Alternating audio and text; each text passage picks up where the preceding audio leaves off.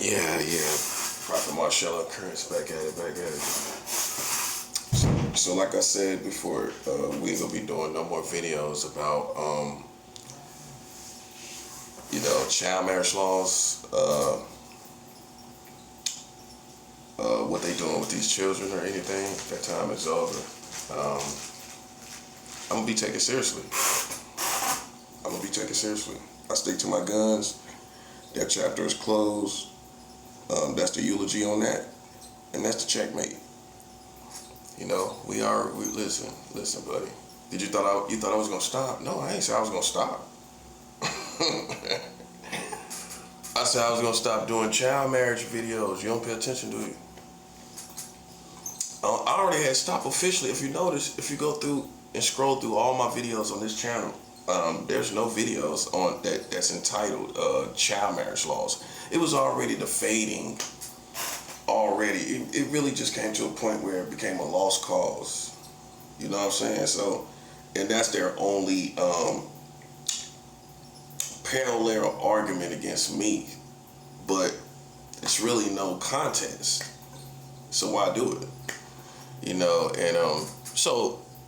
It was already, if you notice, like I said, the difference between my other page and this page, I never titled any messages child marriage laws. If you go through, look through all my other pages, you'll see child marriage law videos. But through this one, I never even titled one child marriage laws or anything. I talked about it, but I didn't make a whole message about it. That's my point. So it was already complete. It was already complete, bro. I don't play propaganda games for other people to go back and forth, to run around, and I'm making these messages while they get to run around. Nah, I don't do that. I don't play into games like that. You know what I'm saying? So when I see that people don't take my information seriously and they think it's a game, literally, it's a lost cause for me. It's literally a lost cause. So, that ends that chapter, that completes that chapter. Now my video is going to consist of just information on spirituality, which is Christianity for me, and strategy to defeat our enemies, But we're not also talking about, we're not making gang stalkers famous anymore. We're not making them famous either. They're not relevant. So we're not going to also be talking about, can you see already? I already made these patterns of stuff we gonna shut down. We already shut down the gang stalkers for the year. Let's establish that, right? Right, that was already shut down. Next in line came the child marriage laws. So this is not me crashing out. See, people thought, how can I put this? Only fake dudes gonna think you crashing out.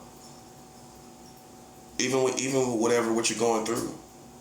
As a man, you go through changes, you go through growing pains, you go through whatever. You know what I'm saying? As a human being, you make mistakes, all that good stuff. But we don't crash out. Hey, real ones don't crash out, buddy. I don't crash out. Like I told y'all, I spaz out, but I don't crash out. Okay, I made that clear. So if you wasn't listening and you just assumed that you had me sized up like one of these little gay teenager like looking dudes, let me tell you something, man. I don't crash out, bro. I come from the streets. I don't crash out. Okay? I'm just letting you know. I don't crash out. I don't crash out, buddy. Okay, it's all gaslighting. We don't care nothing about that. We don't crash out over here. Okay, so from now on, man, you ain't gonna hear none of that. You ain't gonna hear nothing at all. I ain't mentioning nothing at all because it's no need. When I say I'm not talking about it no more, that means you ain't gonna hear a peep out of me. You ain't gonna hear me say nothing else and nothing about this stuff, about what they doing with these children. It don't matter because now we done progressed to a point. Where we at war. It doesn't matter to talk about it no more. It's not going backwards. It's not this stuff is not going to change. These things are not going to change, so it's no need to talk about it. That's all I'm saying. You know what I'm saying? So it ain't no need to talk about it, because it ain't nothing gonna come out of it for me. I ain't gonna get no money off of it like I supposed to. There's a bias. We've already established a bias. You know what I'm saying? That they bias towards these people. They can do what they want to do towards these children. Everything they can do, all this stuff, and there's no response. There's not the same energy and all of this stuff. Like, come on, man, listen. We already see that, man. So you know, it's just like that's lames. You know what I'm saying? So I have to have self-respect when I know I'm dealing with lames. If I can tell you information and you don't have the same energy, then you're a lame, right? Then listen, I have to have self-respect and discipline, no matter how good the information is. See, this is what got me. I knew how good this information was, and I was still feeding people this information. So it wasn't really a total lost cause. But once I realized, okay, specifically, you're not responding as an entire community the same way you respond to an individual, right? Once I realized that, listen, bro, I do this for self-respect. I do this for self-respect. I don't move like lames, bro. Once I know you ain't responding to this information, but yet you talk about all this stuff you talk about, listen, say no more, buddy. You ain't even got to worry about it. You ain't shut me down. I already won. That's my point. Once I won, also, why do it? Why do it over and over? Once it's established that I won, why do it over and over? It's a lost cause, man. You know what I'm saying? Like just now, they slamming doors and gaslighting. Bro, you think I'm stupid? You think I get this reputation by not realizing every little move you make? I've been through this a million times. Did they tell you that part? I've been through this a million times. You ain't catch me. That's gaslighting. We call that gaslighting. Okay, I don't have that stuff on my mind. And another good thing is too, I won't have to have none of this stuff on my mind at all about these children. This is done. You know, we ain't gonna be talking about nothing about no children here. So for future reference, if you got anything you want to talk about these children, this is not the channel. We've already established that we're champion. I'm the undisputed champion of the world when it comes to these children. Information on these children, I've already won. We're progressive people. I'm a progressive person. I'm all about moving forward every year, not doing the same thing, going down the same road. You know the real definition of retarded. Some people might not know. It's something you might not know. You either know or you don't. You know the real definition of retarded. Retarded means, by definition, something that does not progress.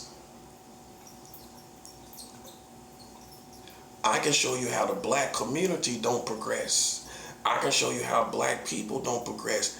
I can show you how they don't progress their messages. They still talk about racism when the money is the most important issue. I can show you retardation all throughout the whole community. Retarded means something that does not progress. It stays the same. It does the same thing. It's stagnated, as we would say in the South. It's stagnated, right? That's retarded. Doing the same thing, slamming doors, gaslighting, like I'm stupid. Retarded. By definition. It's one thing that people will, in the sound campaigns too. Oh, that's retarded too, right? Yeah, like listen, man. Slamming doors as witchcraft don't work on me, buddy. To think you got something in my head, in my mind, I'm sorry, little buddy. That doesn't work. What's gonna happen? You're working for me. You know how you're working for me? As long as you play witchcraft games all around me and all this stuff, all you're doing is progressing the destruction of America. That's how it's working. Thank you. Thank you. You working for me. You thought listen. What you thought you was doing? You working for me, buddy. That's what a boss man do. I turned this whole building around to where you working for me. Oh, listen. I said that before the war started. You working for me, buddy. Because every little thing you do, we're giving it to the Americans. We're cursing the Americans. We're cursing the whole country for your whole position. Okay? Now, we're past this children stuff. Let's take a big deep breath in and a deep breath out. We're done with that. No more talking about it. No more talking about their families. No more talking about what they doing with their children. We don't care. This is not my country no more. That's another reason. Do you see why? You see all the reasons why. Listen, it doesn't matter no more. It's all over. It's almost World War III. That's another reason. This isn't my country no more. That's another reason. So why give them information? Why help them anymore? Why educate them anymore? You see all the reasons. I'm just going through the reasons so that you don't think I was made to do this. I was shut down. No, I'm not shut down, bro. I'm not shut down. I just know when it's a lost cause. Because I should have been got a different response from your whole community by now anyway. That's what I'm saying. I should have got a money response from y'all anyway. Yeah. Not just sitting back like I'm entertaining you. No. I should have got a money response by now, right? So I didn't get that. So it didn't work. Me and you didn't work out. Okay? That's how you know I'm a serious person. That's how you know, even though I can make jokes and I can laugh, how you can see through the fog of my jokes and know I don't play games is because of things like this. Okay, I can be funny, but when I see that you're not a sober-minded person and you're goofy and you're focused on psychology more than reality, I'm done. I'm done with that. That's why I'm not talking about it no more. You understand, right? When I know I caught you thinking like a teenager, worried about psychology, talking about you caught me and I'm in the room by myself. When you're on levels like that, right? I'm done. I'm done with that. It's no need to talk about it no more. It's a lost cause. Okay, so that's where we at today. Now, the next chapter is going to consist of me talking about spiritual warfare strategy specifically, not physical war strategy right now. Right now, let's not get this confused. This is spiritual warfare strategy. This is not, I'm inciting you to go out here and do things in the community of America. I made this very clear. I'm not telling you to go out and blow up a building or these are our enemies, but I'm not telling you to go out here, and I'm not insinuating for you to do it because we got a better method. If anything, you should be fasting to the Lord. You should be giving offerings to churches. You should be supporting what I do. And I've left my Cash App, I've left my PayPal, but I'm not begging. Okay, that's what you should be doing. Okay?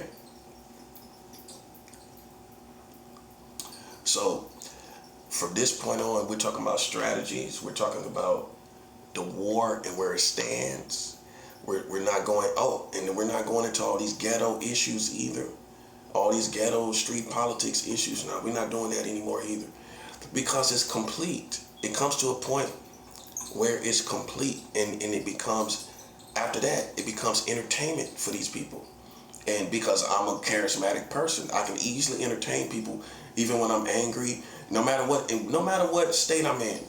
Because I'm a charismatic person, I can entertain people when I'm angry, when I'm spazzing, when I'm happy, when I'm spiritual, in any situation. So when I talk about war strategy and everything, but at least we're gonna be in the right direction where, We're not giving away free entertainment, and we're not just entertaining people. I'm just not about that. I don't want to entertain these people. I don't want their morale to be good. I don't want them to be laughing. Nah, I don't want none of that to be going on. See, that's another reason too. I don't want no laughing to be going on, no kikiing, nah. Shutting all that down. So we gotta shut certain messages down, which is the ghetto, all that ghetto. You know what I'm saying? Talking about street principles, everything. You either got it or you don't. You know what I'm saying? So it's just like, all of that is gone. We done evolved to soldiers, because by now, thugs from the past should be soldiers. You shouldn't still be a thug if you was a thug in the 90s. If you was a thug, if you did any felonies in the 90s, like me, if you did any felonies in the 90s, right?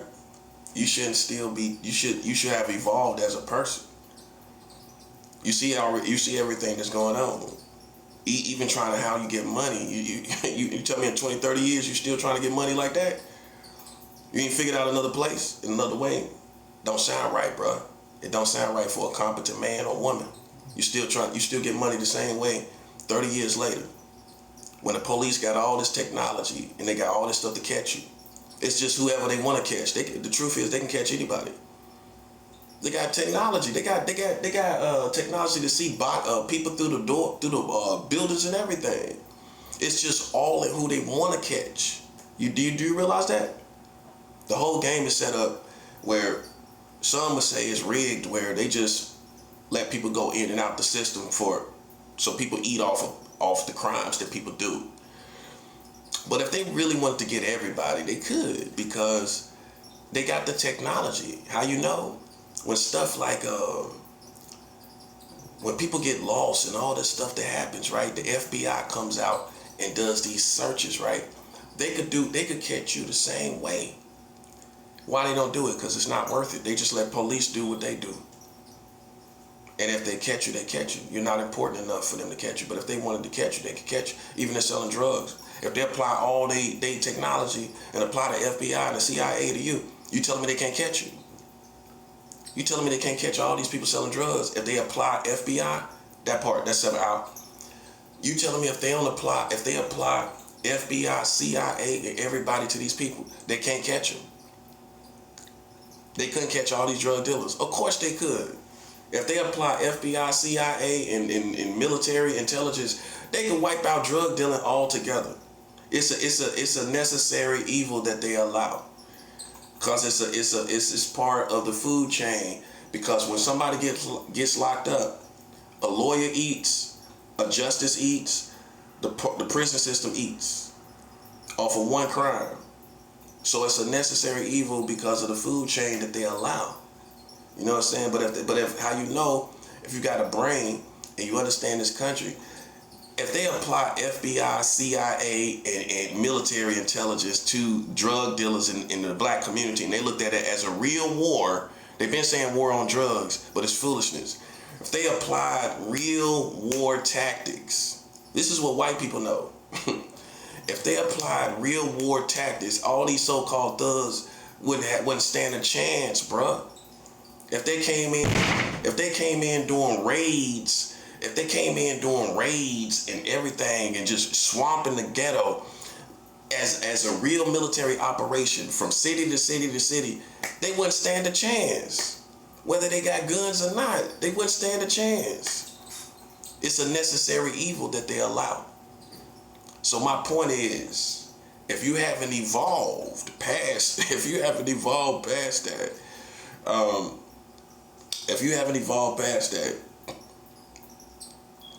20, 30 years later, what does that say about you? So I'm not a thug. I'm a soldier. I've evolved. I'm supposed to in the past 20, 30 years. I don't supposed to be the same person. And I'm not. I'm not the same person. That's how you know I'm not retarded, because I'm not the same person I was when I was 16 years old. I'm not still thinking the same. I'm not trying to be out here in the streets and all of that and trying to be with the black community and none of that. Times change, people change, I moved on. You know what I'm saying? Listen, I don't kiss nobody butt. That's one thing my father taught me. Don't ever kiss nobody's butt. And I apply it to America. I apply it to black people. I don't kiss black people's butt, bro. That's when I think about what I'm saying. I don't kiss no black people's butt. No, man. Listen. If you playing with my integrity like you so good, grand and dandy, and you know you ain't got nothing on me, and you playing games with my integrity, and you act like you wanna you act like you wanna be against me, then I'm not gonna act like I'm for you. I'm not gonna play alone. God is not playing alone. You catching casualties. You lost Jesse Jackson. It's all happening. You just lost Jesse Jackson. Okay, I'm not on the tightrope. I'm not scared to die, unlike my enemies. I'm not scared to die. Like, you ain't gonna ever shut me up. You ain't gonna ever change my attitude. You know what I'm saying? It's like if you oppose me as an enemy, I'm gonna oppose you, and I'm gonna take your best. I'm gonna take your very best. I'm gonna take the best you got. That's what I'm supposed to do. If you look at it in terms of war, that's what I'm supposed to do. But you think I'm gonna kiss your butt. Which means you think I'm gonna let you attack me and play around me as black people, and I'm gonna kiss your butt and still be with you. And you realize I'm not that type of person, because I wasn't bred like that. I wasn't bred like that. I didn't get bred like that. I was bred to not kiss nobody but including you. See, you used to that. You used to even black people who fight other black people. When keep in mind, they haven't ever seen a collective attack against them like I have. I've received a collective attack. So you can't really judge me if you haven't been through it, okay, from being attacked collectively by these same people. But if you was attacked collectively, then you would understand that I have to fight back collectively. That's just a common sense approach to the situation, so that's all that's going on. That's all that's going on is a collective response, a response to the collective community. And because you haven't seen anybody go through it, especially that's intellectual like me, and think like on my level, you don't have a reference point. You don't have anybody. You don't have anybody that went through it like I did.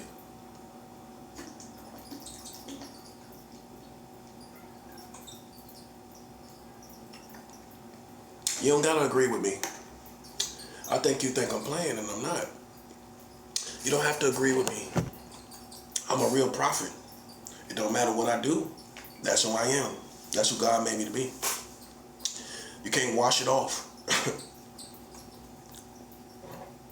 Okay? And you definitely can't fade me. You can't fade me. You can play all the psychological games, knocking on walls. I mean, you think that bothers me?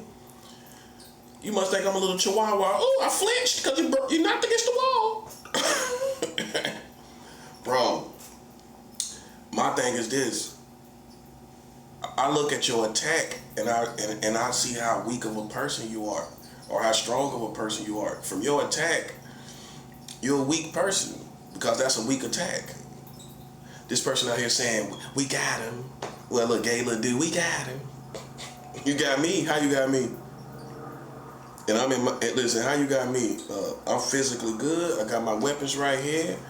How you got me? Sure you got me? Because we ain't worried about no psychological stuff anymore. That's another thing. We're not addressing all this psychological matrix stuff anymore. Because now we're focused more attentively to the real world that's in front of us with this war that's going on in the Middle East. We're not focused on no psychological stuff. We don't care about it. You see how they whole world is fading? It's fading. Nobody cares about that. I don't care about it. So you can think you got me. What you gonna do about it? What you gonna do? Nothing. And that's what I'm saying, bro. So that's what a real one gonna say. You think you got me? What you gonna do? What you gonna do about it? That's what I'm saying. Okay, so nothing there. Nothing there, right? Okay then, man. So, man, come on, man. We don't care. So you gotta remember, I grew up a bad boy, a real bad boy. Not Bad Boy Records, a real bad boy. I grew up a real bad boy. So you know one of the first things about the psychology of a bad boy or a bad person? We don't care that you think we're bad people. I don't care. That's only a bad boy could or a bad person could answer that. I don't care that you think I'm a bad person. Some people lose sleep because their community think they're a bad person. Or they lose sleep because they think the public know about their life. I don't care what you know. I don't care what you think about what you know. Okay? Because I've been groomed as a kid to not care about being a bad person. And most people that's really bona fide bad boys know what I'm talking about. The ones that got in trouble all the time. And your family was talking about you all the time. You got used to it. You got used to being considered not a black sheep necessarily, but the center of trouble. Once your family is used to it, your mom's used to it, your dad's kind of used to it. Your family's used to you here and there getting in trouble. You get used to it. You consider you don't lose no sleep about being a bad person in the eyes of the public. So I don't have that problem. That's what I want you to understand. I don't struggle with that. Because from a young age, I was getting in trouble from elementary. Some people never got in trouble in elementary. You start getting in trouble in what y'all call junior high or middle school. Man, I was getting in trouble in elementary. I brought a weapon to school when I was in elementary. I'm one of them kids. You didn't know that. Now, yeah, you see me right. I was a little kid bringing a weapon to school in elementary. How you gonna say that's fake? How you gonna say that's fake? That's too young to be fake. You don't get it, do you? You don't get it, do you? That's too young to be fake, buddy. Oh, you didn't think it was an age where it's too young to be fake. Oh, you don't get it, do you? That's a mind screw, right? But yeah, I was too young to be fake before I even knew what fake was. When you're a kid, you don't even know what fake is.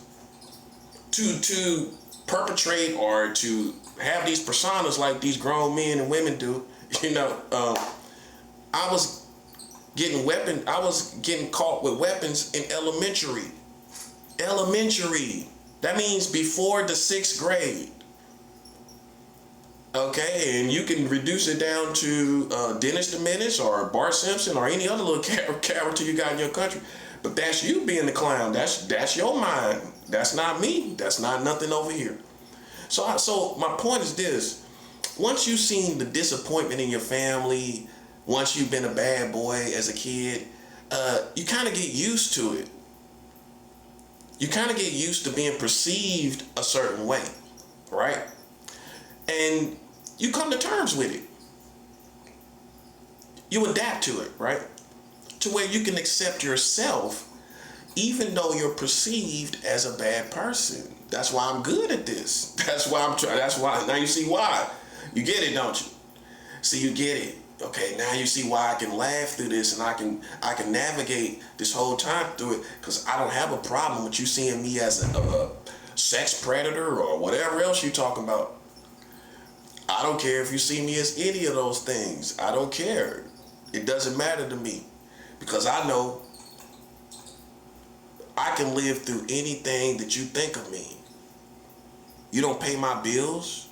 That's another thing. As a grown man, you don't pay my bills. You don't do anything for me. So for me, most mature people, I don't really deal with people that's no asset to my life. If you're not an asset to my life, I really don't care. And so can you imagine all these bums around me? Listen, buddy, listen. I don't lose no sleep thinking about what you see psychologically about me. I don't care what you think about me. Okay? I could care less what you think about me. It doesn't matter. Right? None of that matters. As long as you Don't step over this threshold right here where I have legal right to take your life.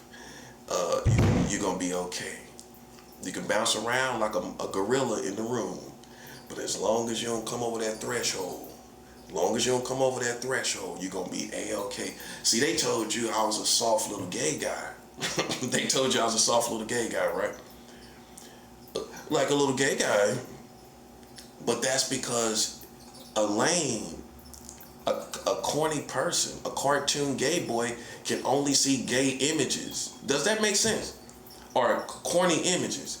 And you could say real recognize real. Well, you didn't recognize me. You didn't recognize me. So, and I'm definitely real. I'm definitely real, bro. That I definitely am. But as I've evolved as a person, I don't have it to prove. I don't have it to prove every day when I wake up. I don't worry about things like that's not something I'm too old to care about that part.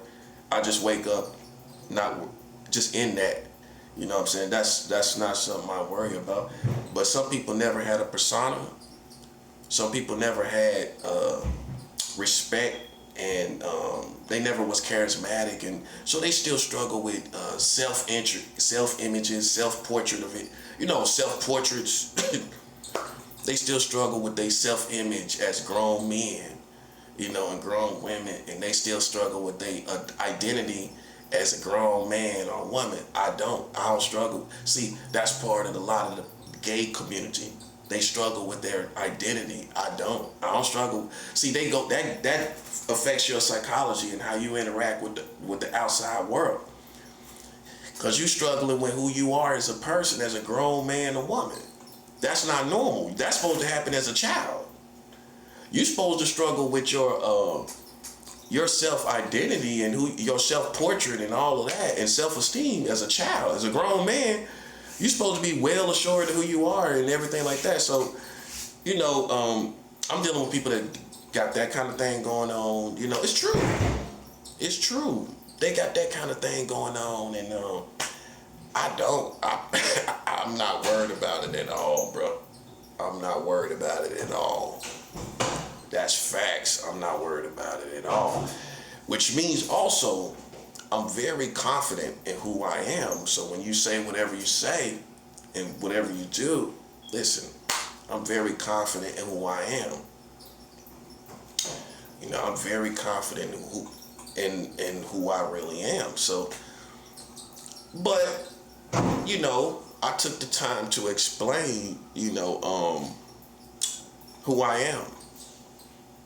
Just because that's just also my personality. I'm going to let you know who I am. I ain't going to let you sit back and think I'm somebody to play with. We know better than that. See, that's what they trying to believe today, is I'm somebody to play. You trying to believe it today, ain't you? Slamming doors ain't going to make me somebody to play with. That ain't going to change my persona or my energy or nothing. That's not going to change nothing over here, bro. You could knock on doors, slam on doors, or yell, scream, hoop and holler. It's not gonna change anything over here. I've been too many places. I lived on the West Coast, California, everything. See, that's the upper hand I got on my enemies. I lived in California, man. You'll whack East Coast person. You scared to go live what I lived.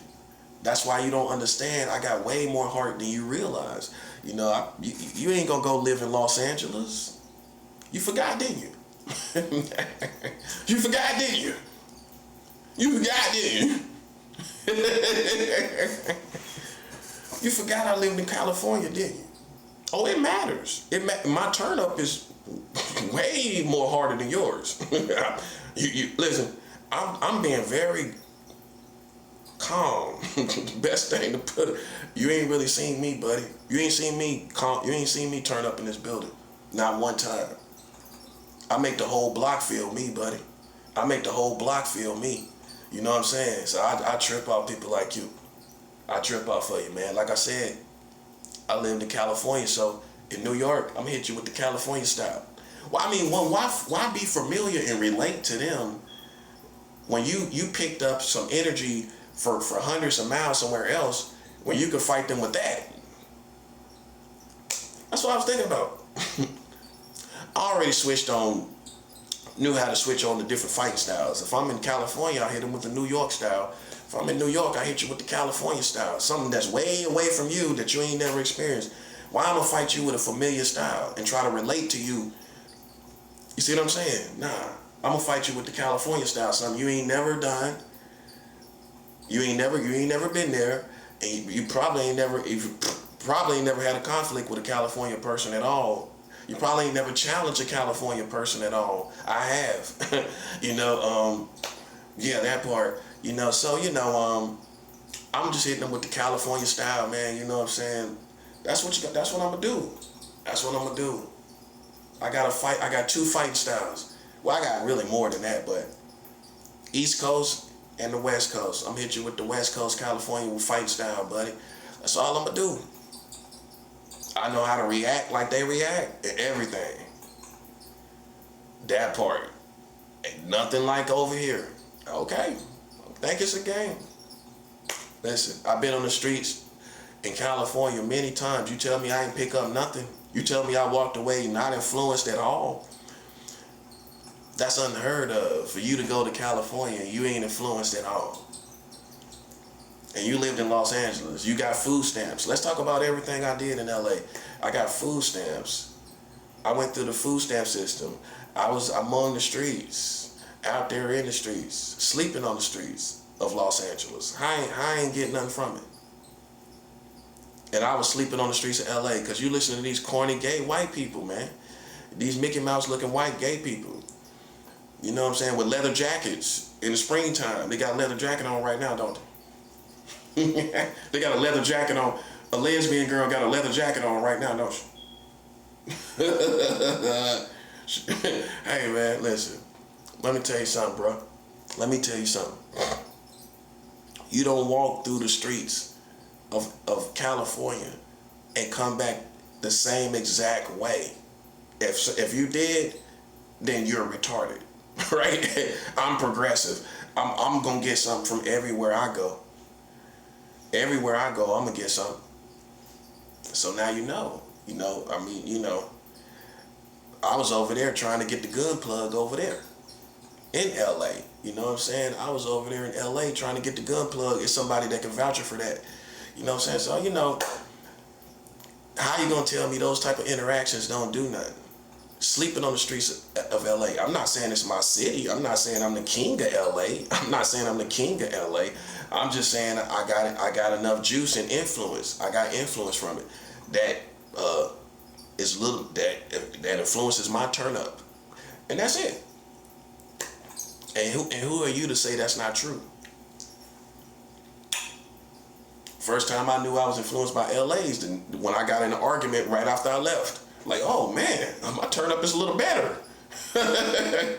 My turn up is a little better. Because they argue on a whole nother level out there.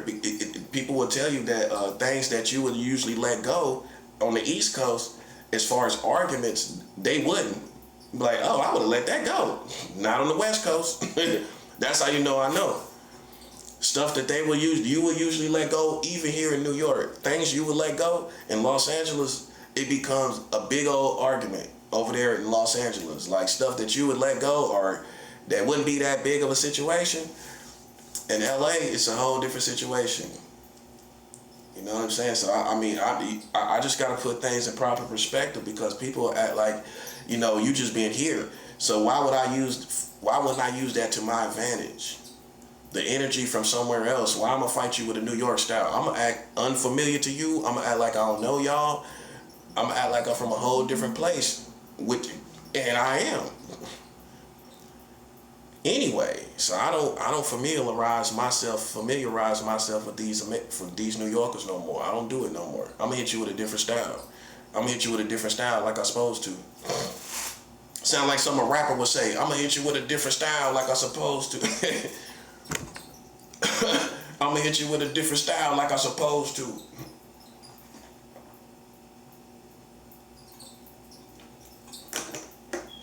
Yeah. Just putting everything in proper perspective, little buddy. They told you I was gay. When the last time I've been with a man if I'm gay? Oh, but you gonna come and tell me what that means. So even if I haven't been with a man, you're gonna come define the absence of a man in my life. You're gonna define that. You're gonna tell me what that means. Well, he still might want he still might want to do something. Who are you to say I still want to do something with a dude? Now you see what I'm saying? All we dealing with is arrogance, man. That's all. That's the best way to put it. That's the best way to put it. All we dealing with is arrogance. Who are you to say he still want to do something? You know what I'm saying? Who is that kind of person? That's why I'm so glad this is gone. I'm so glad they gone, bro. I'm so glad this is over. I can't stand people like that. Who are you to say what the situation is? You know what I'm saying? I ain't never been that arrogant. I mean, I don't really know any street people that's that arrogant anyway. I don't really know no street people that arrogant. Do you? Where they just say, well, yeah, I just know what this is. I just know what's going on. I just know what it is over here. I just know. Who are you? How you know? That's the first one-on-ones in the street. You don't know nothing. You know nothing, right?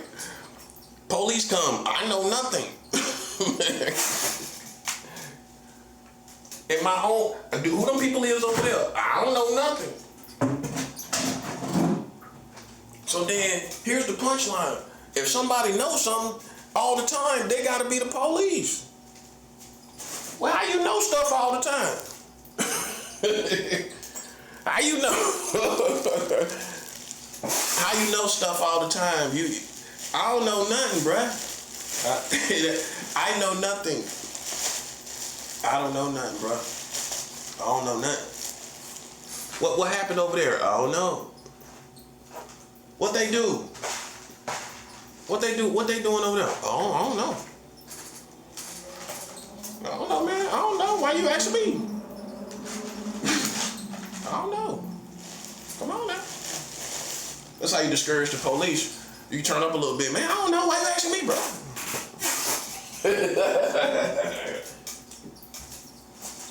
He gonna walk away, right? I don't know. Why you asking me?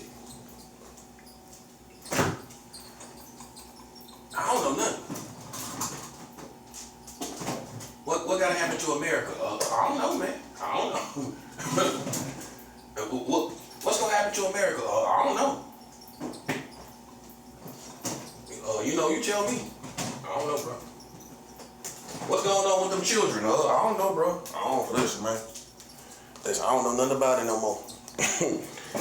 What they doing with the children? I don't know. I don't know, bro. I don't know. You tell me. Your guess is better good as mine.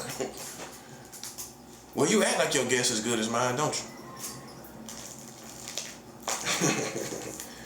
Your guess gooder than mine, ain't it? Well, then why ask me if your guess gooder than mine? Oh yeah. See, I just adjust to the situation. That's all. I'm just adjust to the situation. You ain't gonna get me hemmed up, buddy. I'm too real to be hemmed up. I'm too real to be hemmed up. I'm too real for you to. Well, that's in the South. We say get hemmed up, right? I'm too real for you to hem me up, buddy.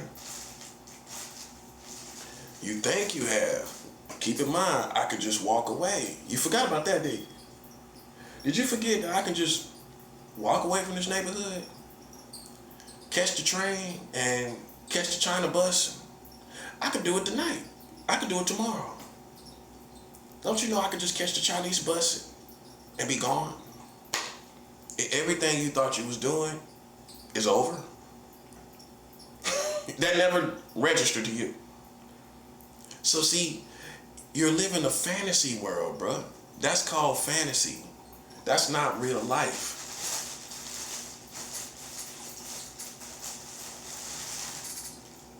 That's not real life. Real life is I would literally be physically confined to this room. I'm not physically confined to this room, not even mentally. I'm here for a purpose. Listen, you don't gotta believe you lost. You don't gotta believe it. You could think whatever you want to think. I know What makes me real is I don't care. I don't care. I don't supposed to.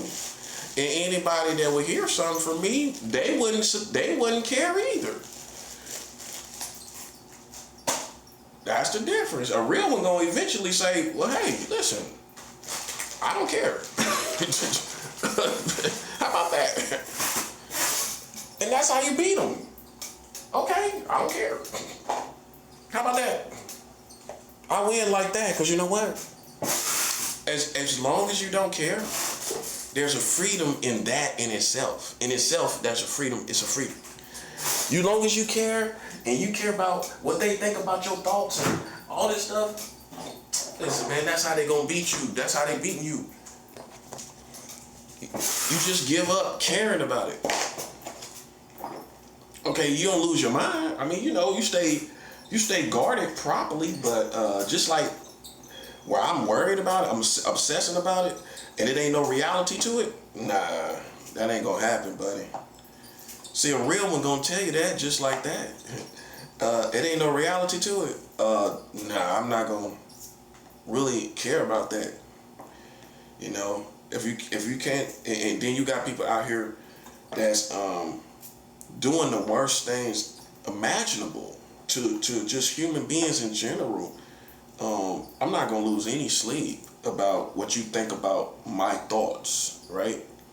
See, a real one is gonna address it. I'm gonna address this. I can address what you talk about. You ain't listening, are you? Because it ain't what you want to hear. You want a contradiction, and you ain't gonna get one. You ain't gonna get no contradiction. You're looking for contradictions, and you're not gonna get one. Because I'm smart enough to know that's what you're looking for, right? You ain't gonna get no contradictions from me. Why would I give you a contradiction, and I know that's what you're looking for? I made it clear that I know that's, and you know that's what you're looking for too, right? Every day you're looking for a contradiction. Why would I fall for that? No, you're retarded for thinking I would. Have you got me yet? You haven't, right? But every day you think you would. So who's retarded here? The person that think they would, right? Yeah. The person that think they would. It ain't gonna work, buddy. And see, let's establish what retarded is. Doing the same thing. It's almost like insanity. You're doing the same thing every day. You know what I'm saying? Retarded and insanity is cousins. You might not be retarded, but you're insane. Well, you're doing the same thing, expecting different results. Insanity is doing, by definition, is doing the same things. You got relational insanity, don't you? Well, you saying the same thing about black people, but it ain't nothing changing. That's insanity.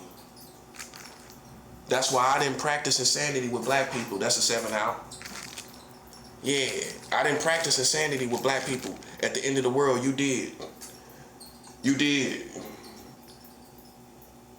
Because you kept saying the same thing. We gonna do better. Did we do better? We didn't, did we? Okay, so then you just said that you just kept saying we gonna do better, we gonna do better, we gonna do better.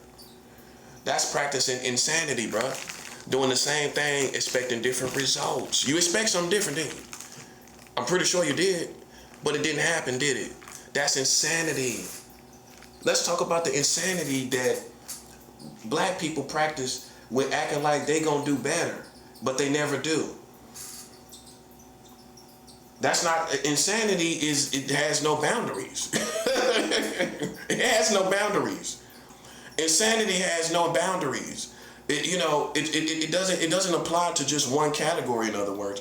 It has no boundaries. It's the principle of doing the same thing.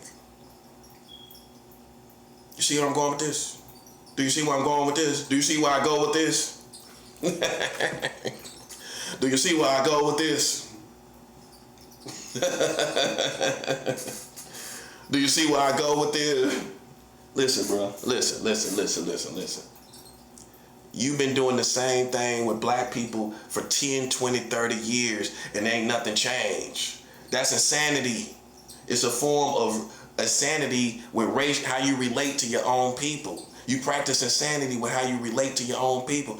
You keep saying the same thing, they ain't changing, they ain't doing nothing differently, and you still keep expecting them to do something differently. But they not. That's insanity. It is, by definition. Ask any psychologist. It has no boundaries. It applies to anything. You got relational insanity. You with the same person and they doing the same thing over and over again. But you expect different results. That's relational insanity. You practice insanity in your relationships, even with your family. Listen, don't get me started, bro. I told you I'm a real preacher, man. I just listen. You practice relational insanity. Expecting a person in your family to change. Your family already made it clear. You know what I'm saying? I move on, buddy. I moved on. You might think I'm cold, but I don't practice insanity, man. That's how you know I ain't retarded. This how you know I ain't insane. I do not, listen, once I perceive that you're not changing, you're not gonna change, say no more, bruh. That's why I don't talk about the child marriage no more. You see? I don't practice insanity. Once I keep saying the same thing and I'm not getting the results I want, I'm getting the same results, and they ain't saying nothing back about it. They ain't got the same energy, but they talking about child molesters. Listen, say no more, buddy. I'm gonna be the one that don't practice insanity. I don't practice insanity, bruh. That's what you pay attention to. Yeah, that part. People out here talking about they sound of mind, and everybody else crazy, but you insane by definition. You insane by definition, bro. Well, I'm making it up. It ain't trickery. It's definitions. See, what I go by in life is definitions. I could have been a psychiatrist. It's no way in the world you're going to play around my mind and I don't know what you're doing. See the problem? Do you see the problem? Do you see the rub? You ain't gonna play around my mind and I don't know you're doing it. I don't pay you no attention. Listen, man, let me tell you something. Bro. Let me tell you something. Y'all practice insanity with black people. They doing the same crap every year in, year out. You can talk about a little progress, then I can show you something crazy. Like the teacher getting smoked. That teacher getting smoked, it was out in Philly? I think so. Teacher getting smoked. Oh, the other teacher getting ran over by the kids trying to prank him. Teacher getting ran over. Now them kids gotta live with that for the rest of their life. They gonna be traumatized. They gotta live with that for the rest of their life. You ran your teacher over, bro. Man, you doing too much, man. You a sucker, bro. For life, man. Vehicular manslaughter. Look at that. He ain't gonna never be the same. He ain't gonna never be the same, is he? That's what you get for being a clown, bro. See, that's what I'm saying. That's when you trying to listen. That's when you're doing too much, bro. Then the family talking about they don't want to press no charges. Couldn't be me. You crazy. I don't care. Listen, bro. Listen. You should know. You should have knew what you was doing. You wind up killing. Listen. That woman talking about shit. The family don't want to press no charges. Man, man, that's crazy.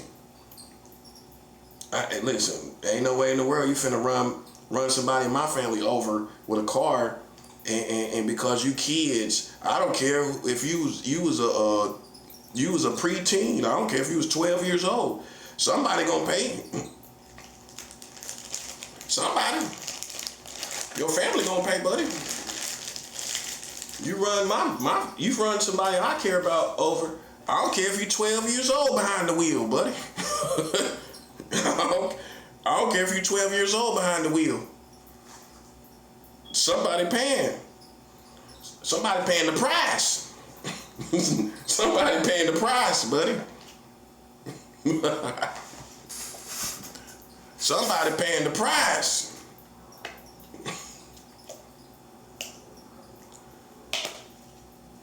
That teacher, when the last time you seen that? I don't even know if I've ever seen that. A police ran a person over. The teacher, the students ran the teacher over. Man, that's crazy. That's bugged out, bro. That's bugged out. That's bugged out. That's bugged out. See? And that kid gotta live with that.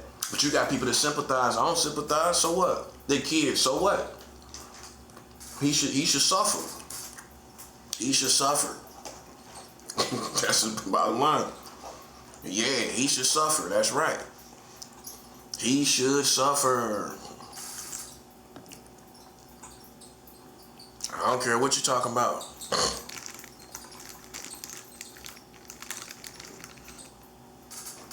He should suffer. So what, he a kid? That's the problem. Well, they kids, so what?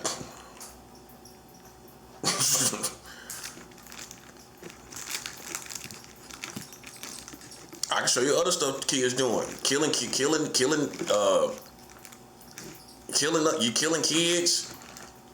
My little brother got killed by kids. 18, 19 years old. Killed my brother. This month makes 2 years that he got killed. This month. So see, I'm one of them families now. Even though I hadn't seen my brother in years, but you grew up with this person. You know what I'm saying? You knew this person well enough based on y'all growing up together. And he got smoked from a home invasion.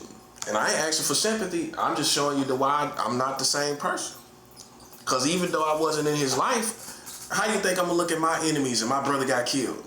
He got the same blood because me and him got the same father, right? Okay, how you think I'm going to feel about my enemies when he got killed by somebody that was his enemy? And he was only 36 years old. He was only 36. Only 36 years old, bro. Like, I'm not playing with nobody. My turn up is going to be worse because, you know, you're going to see your brother get killed. What you going to do when you look at your enemies, your ops? You ain't playing no games. Right or wrong? Okay, you lose your brother. What you gonna turn around and do when you look at your enemies? I don't care if it's a man, woman, whoever oppose you. How you gonna look at him? How you gonna look at him?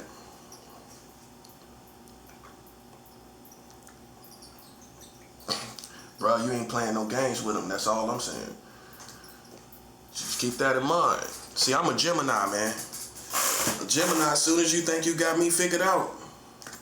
Oh, you ain't know I was a Gemini. Well, black people say Gemini is crazy. Oh, they all say that. Ask black women. Oh, Gemini is crazy.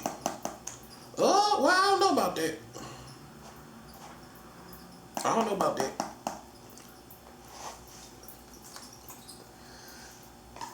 I know Geminis get sized up wrong. I know that. They get sized up wrong. You know, and you know, cause we real nice. That's what's gonna get you. We real good. We real fun, exciting. Geminis are very exciting. We're very exciting people. We can take a little of nothing and make a party. You know what I'm saying? We can have nothing. You know, and people love our personalities. See, that's what got you. You see that? You see, cause I'm a Gemini. You're gonna love our personalities. Oh yeah. You love our personalities. But watch out for the punchlines. Watch it. That's why people think we bipolar. Because we got two twins. You know what I'm saying? We got the twin. Everybody is considered having a distinguished side, two sides, right? But we got our sides, our two different sides are more distinguished than the average person. That's the difference. So when you size me up as just like a nice guy, whatever, and you know, you might think that I have the ability, just like anybody else, to flip a little bit, but my other side is a little more distinguishedly different. You know, you really haven't seen it. No, you really haven't seen it. Oh, no. Even when I be spazzing on these videos, that's more of how I put it. That's more of the emotional part of the politics. That kind of comes with it. It's not fake, I'm saying, but that ain't the full turn up, you know. Not for me. You know, so you could think what you want. But remember, when you go back to my family, half of them didn't even know what I was doing. My mom didn't know I was selling crack. She barely found out. My brother wasn't conscious of it. He can't tell you I was selling crack. So how he gonna tell you what I was doing? How he gonna tell you if I was out there or not, or what? So he can tell you what the transactions, the crack transactions I made. He can tell you which one. He can tell you all of them. He can tell you the times I had crack. He can tell you a couple times. That's what he gonna say. He gonna say I was nickeling and diming, right? Hey, whatever the case may be, he didn't know about all the transactions, did he? Did he know every felony I did? Do we know every crime I did? He don't do it. I'm trying to show you, bro. You listen to people that don't really know me. But we ain't going backwards, man. It's all, listen, we don't practice insanity. We don't practice retardation. You know what retardation is? When you think black people gonna change and they don't. Okay, it becomes insanity. It does not? Yes, it does. No, bruh, listen. Insanity does not discriminate and say, well, because you love these people, then it ain't insanity. It's not insanity because you know you love these people. You love them for a long time. I love you a long time, right? I love you a long time, right? Listen, bro. It's insanity. And I ain't playing no games of insanity. I'm not an insane person. You thought I was, didn't you? But you know how you know I'm not? You know how you know I'm not insane? Because listen, buddy, I switch up on you. Without the Nintendo. Without the Nintendo, I'll switch up on you, buddy. Scratch the Nintendo and I'll switch up on you. Listen, that's just what it is.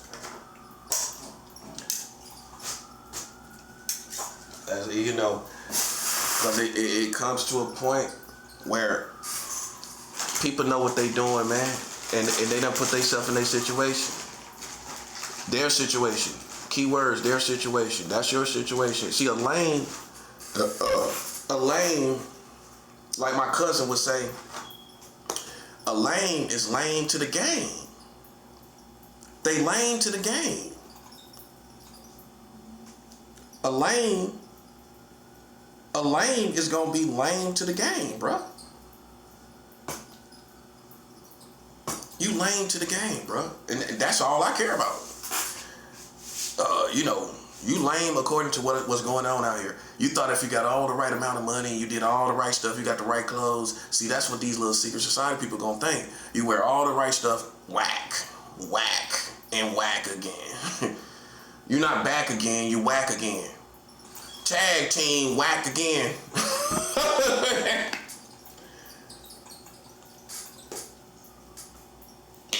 Ooh, there it is. Tag team, whack again. Not back again. Listen, man. Let me tell you something. Fag team, whack again. I couldn't resist that one, man.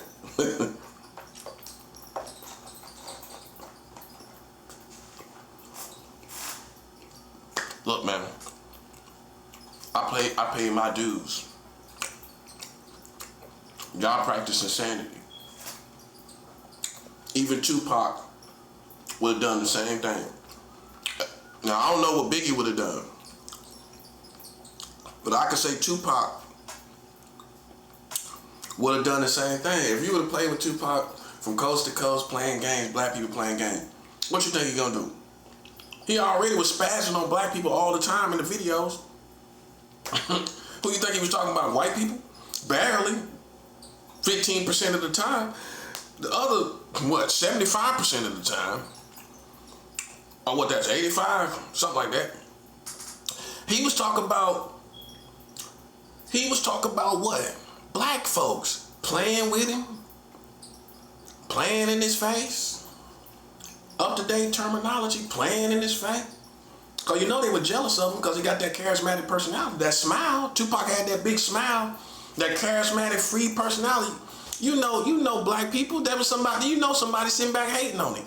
How he interact with women and everything like that. Let's talk about that. Even though Tupac had some amateur street moments where he really didn't look like he knew the streets. One thing about it though, you can't take this from him. He had a charismatic personality. He was intellectual, more intellectual than half of these people are still to this day. They got street cred, but they not intellectual. And the women love Tupac. You can't take that. You can't take that from him. And you telling me black people didn't look at him and hate on him when they seen him how he was interacting with all these fly women? Of course they was hating on him. They ain't gonna tell you that part. That's why he was always like, because he was dealing with, somebody should have sat Pac down and told him, these are ignorant people in our community now, right? You hollering at these females, you bagging these females, you've been with the baddest women. These black dudes gonna hate on you, bro. They not gonna show they ain't gonna love you, and black women gonna be hating too. Oh, let's talk about that. Yeah, you start getting to a certain level, you start dealing with women just hating on you. Some men don't know nothing about that. You dealing with women hating on you. I deal with that because of my level, just who I am, my level of charisma, my level of intellect, everything. I'm gonna deal with women hating on me. See, some men don't make it to that level. You used to dudes. You know what I'm saying? Pac probably had to deal with black women hating on him and everything, man. See, you ain't looking at it from the street level. Think about it. Think about it, man. Yeah, I ain't really like Tupac. Why? Because he more charismatic than your man. Because your man ain't got no flair. Your man ain't got no personality. You don't like all that personality because it's better than yours, ain't it? See, some women like that. Oh, they ain't gonna date no man. You know what? Listen, I'm gonna tell you this story about this woman. When I used to work at the hospital, right? When I used to work at the hospital, I met this woman named Sunny. I think her name was Sunny. I think so. She was a beautiful woman, right? So I got a number, cause I just like, I just liked her. I liked her, right? I liked her a lot, right? Don't you know, she told me she don't date no man more prettier than her. Cause she considered me more prettier than her. She said, I don't date no man more prettier than me. Don't you know that's what she was thinking about? And I wasn't thinking nothing about that. Listen, bro. You might have never in your life had a woman tell you that. I have. I had a woman say, I don't date no man prettier than me. Wow. And so that's how I ended. A little retarded, sounds like it, but hey, that's how some people are. So, with that being said, man, you're gonna get hate. You're gonna get women hating on you. You know what I'm saying? You gotta read. You gotta understand how women hate on dudes. You gotta understand that. They ain't gonna hate on you the same way a dude hate on you. You know what I'm saying? They ain't gonna hate on you the same way they hate on another woman. They gonna attack your status. They gonna attack certain things about your persona, you know what I'm saying? Certain things like that. You know what I'm saying? Certain controversial things like that. You know what I'm saying? But the truth is, you're more charismatic as a person. And a woman, it's hard for a woman to stand that even from another woman.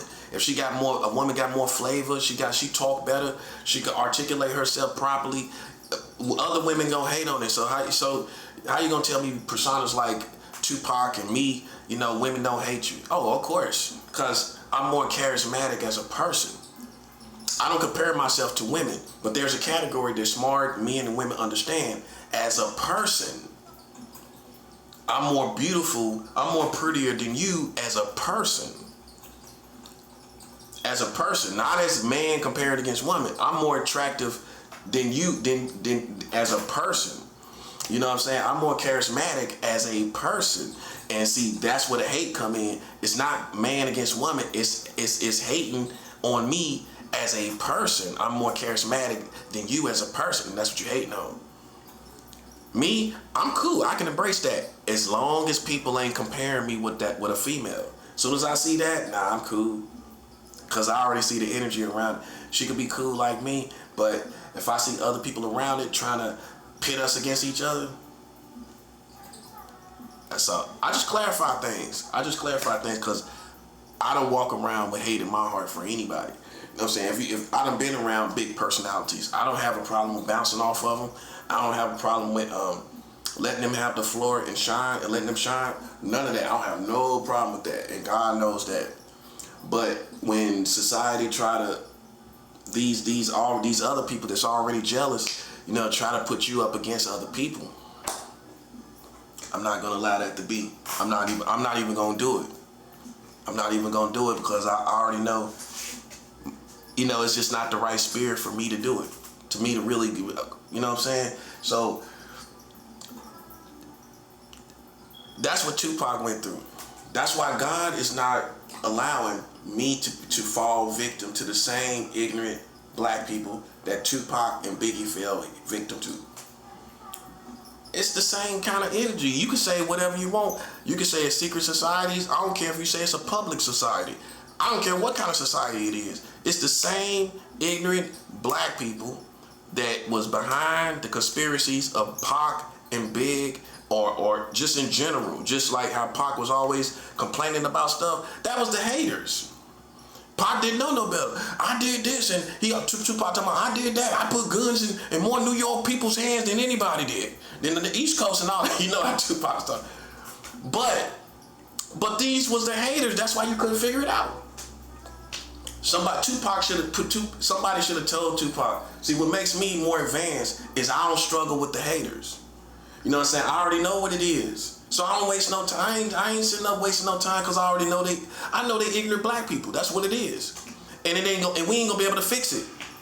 We're not gonna be able to fix that. You know what I'm saying? So we just have to go to war. That's it. We can't fix that. You know what I'm saying? That's all I'm saying. I don't struggle with it at all. See, Tupac was struggling with it. Why is this happening? That's how his interviews sound. Well, I done this, I done that. Why are they acting like this, and why they responding? I don't struggle with it. I know what it is. No, think about it. He wasted a lot of time trying to wrap his mind around what was happening.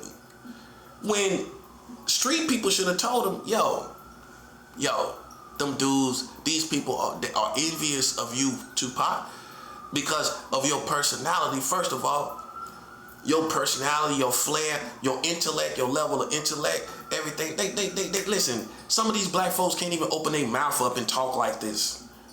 That's a gift. When I can show you people that cannot sit, while they question your sanity, they can't even open their mouth up and talk properly and make sentences come together and make it make sense in any form or fashion. I'm serious. Some people don't even drive cars from the black community. You got aunts and uncles in your family that never even drove a car. You tell me ain't gonna become no hate, and some people ain't even never drove a car in their life? You know what I'm saying? And we still love them, those in our own family, but I'm just showing you, your own people. Listen, you love those in your family, but those outside your family, it's a whole different situation. You know what I'm saying? Some of them don't even drive cars, but then some black people don't even drive cars, but then they gonna put their mouth on you. They saying you retarded when I can show you people in their family that can't even drive a car. Everybody got it, because I got it in my family. I know you got it. You got black people in your family that can't even, well, for whatever reason, they have money, they got tax money, everything. They don't drive cars. Okay, I drive cars.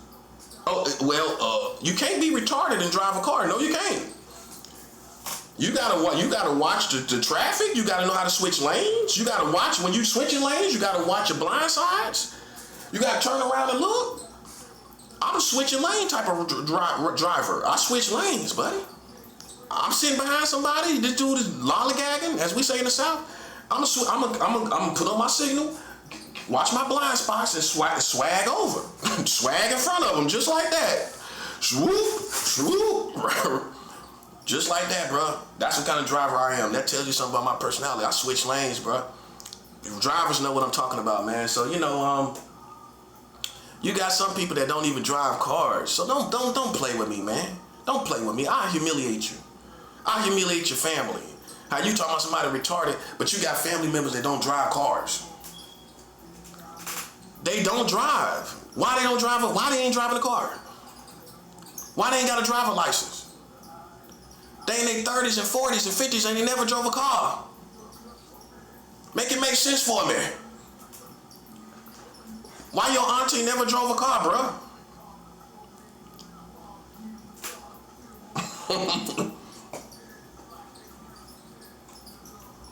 but I'm retarded.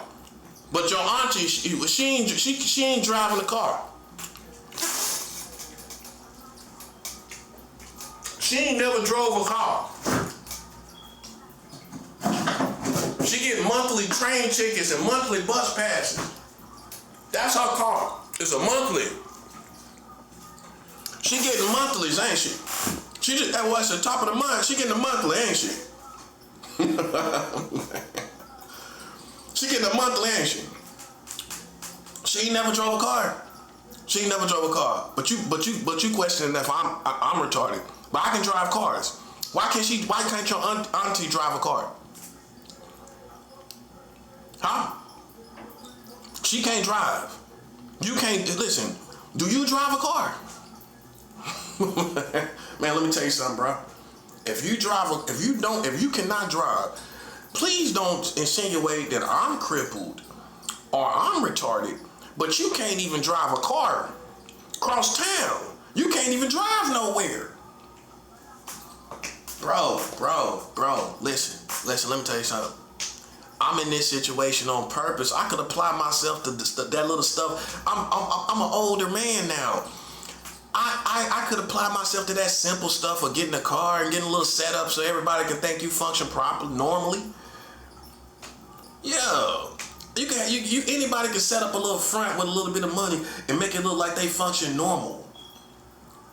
Think about what I'm saying. It don't take a lot of money. Go do your little stuff. Go to the DMV. If you already know how to drive a car, how hard it's gonna be to get licensed again? You already know what stuff that makes sense. You know what I'm saying? I'm past that age. I'm past those levels, man. I can get all of that again, right? And make this little setup to please you. But for what? I don't really get nothing out of that, man. You know what I'm saying? You know what I'm getting off on right now these days? I'm getting off on getting my revenge the proper way, God's way. And listen, you could think I'm retarded because I'm in this situation. That's okay.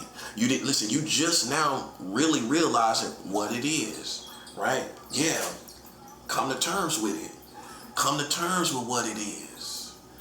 Because the whole time you thought I was sitting up here playing games or whatever, man, listen, bro. Listen. People like you could never face me and say the same stuff face to face. I'm the type of person I can say it all to your face. One thing that we keep from childhood is if you can't say it to somebody's face, then don't play yourself and think you challenging me, buddy. Listen, man, ain't nobody stupid. We know you ain't gonna say none of that to my face. And some people will. I'm real. I I say anything I gotta say to right here, I say it to your face, and you know that, man. Come on, you know this. You know this about me, but you are a clown. We know you ain't gonna say none of this to nobody face. You ain't gonna be comfortable on me in front of my face. You ain't gonna be talking about me in my face. Well, I can clearly see you talking to me, and you making it clear you talking to me. So then we ain't gonna give you no respect like that's what you doing. You ain't doing that. You think you're doing that? You not. Yeah, you ain't doing that. So we ain't giving you no respect for it. See, that's how we know you're a lame. Because if you was real, you would already, listen, you would have realized that already on your own. I wouldn't have to tell you this. That ain't nobody giving you no respect for talking behind closed doors and all of that. We ain't giving no respect to that. If you was real, you would have knew that. You would have felt funny about it. You would have felt like, I ain't saying it to his face. I ain't saying, I listen, man, I check people in public, bruh. Let's talk about me. I check people right here in this neighborhood. Did they tell you that yet? Did they tell you that yet? Did they tell you yet? Sound like your uncle, didn't it? Did they tell you yet?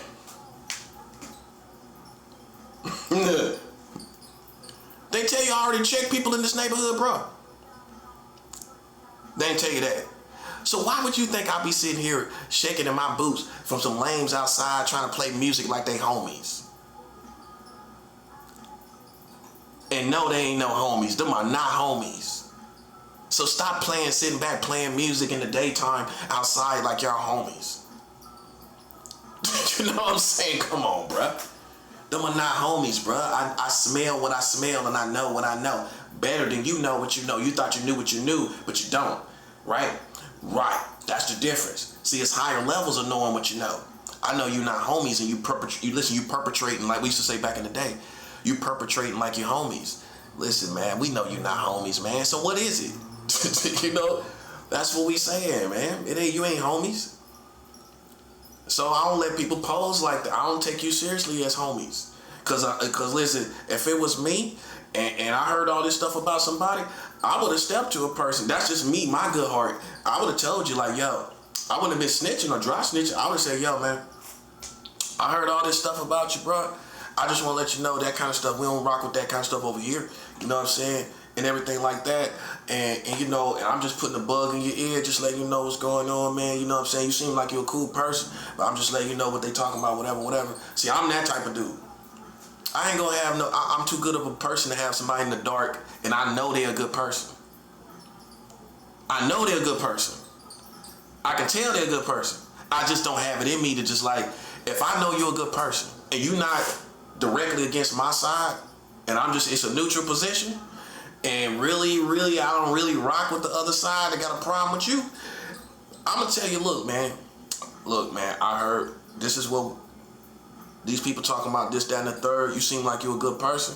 You know what I'm saying? If I don't rock with that kind of stuff, if I see that kind of stuff going on, you know what I'm saying, I'm gonna confront you, you know what I'm saying, as a man, you know what I'm saying? But if I don't see you doing nothing, so I ain't gonna be a nigga about it. You know what I'm saying? I ain't gonna be no nigga and be man and playing around you and acting like it's the streets, and it's not. See, I'm gonna tell you what bred up through the streets was niggas. And you got real niggas. Niggas and real niggas is not one and the same. Niggas gonna listen to music like homies. They gonna smoke weed. They gonna drink. I'm telling you, I'm just letting you know. Niggas gonna drink, niggas gonna smoke weed, and niggas gonna listen to music. And that's what, if you a white boy or you a white girl, that's what's gonna make you think they're homies. You gonna think they're homies because they're niggas. They do what niggas do. And then they start talking and yapping. You gonna think, oh, those are homies. Them not no homies, bruh. Because they ain't built to take nobody's life, man. They not built like that. The only way they gonna take somebody's life if they forced to do it. They ain't gonna snap and take somebody's life. A real nigga might snap and take your life. And see, that's what a lame nigga don't know. I don't have to have a lot going on to hurt you. I don't have to be put under pressure to hurt you. And see, that's the difference. Anybody gonna fight for their life, especially if you're in the hood. You know, you might fight for your life if you got to. You might catch a body if you got to. If you under pressure, a dangerous person might snap, and you don't know about that. That's not your psychology, and that's how we know you too good-hearted. You a good-hearted person. See, in the black neighborhood where I come from in the South, you got good-hearted people. And they just don't have it in them. You know what I'm saying? And it could be a big dude, and that's just a good-hearted person. They don't have the heart. I'm convinced that human beings got different natures, where we're more inclined than others to certain type of behavior.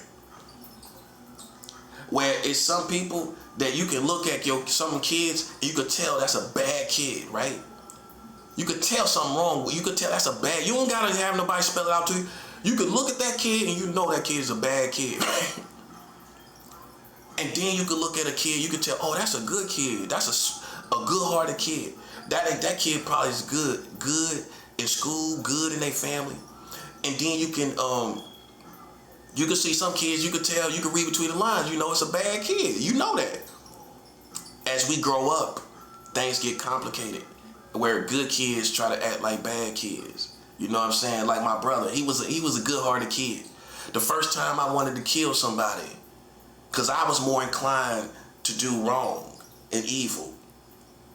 When the first time I wanted to kill somebody, my brother was a good-hearted person. He the one to talk me out of it. I had a loaded gun. I could have shot the people in the face and then they would have died. I tell you that. No matter what caliber the gun, if I shoot you in your face, you telling me you gonna live? Huh? You tell me you're gonna live if I shoot you in your face. And that's what most kids gonna do. Kids gonna shoot you right in the face. They ain't gonna shoot no body shots. A kid gonna think, I'm angry, I wanna shoot you in your face. I had a loaded gun. My brother is the one that taught me how to killing somebody. He was a good-hearted person. I offered him girls to have sex with, a girl to have sex with, he ain't have sex with her. This is a high school girl. He turned it down. I guarantee you that's one of the worst regrets of his life. You know what I'm saying? I was that type of dude. I bring a girl from home from high school and the whole hood run a train on the girl. And she with it. And she with it. She ain't forced to do it. She with it. You know what I'm saying? So, you know, that's a certain nature. You feel me? That's a certain nature of a person. And then you got some kids that cannot do that. They can't make a girl come to their neighborhood and trick and everybody run a train on her and she cool with it. So I'm that type of dude. That you can go back to my neighborhood. That's the reputation they gonna tell you. Something they can tell you what my nature is. Oh yeah, man. Every time I go back to my old neighborhood, you remember that girl? Remember that girl? They're like, that's all they say. You remember that girl?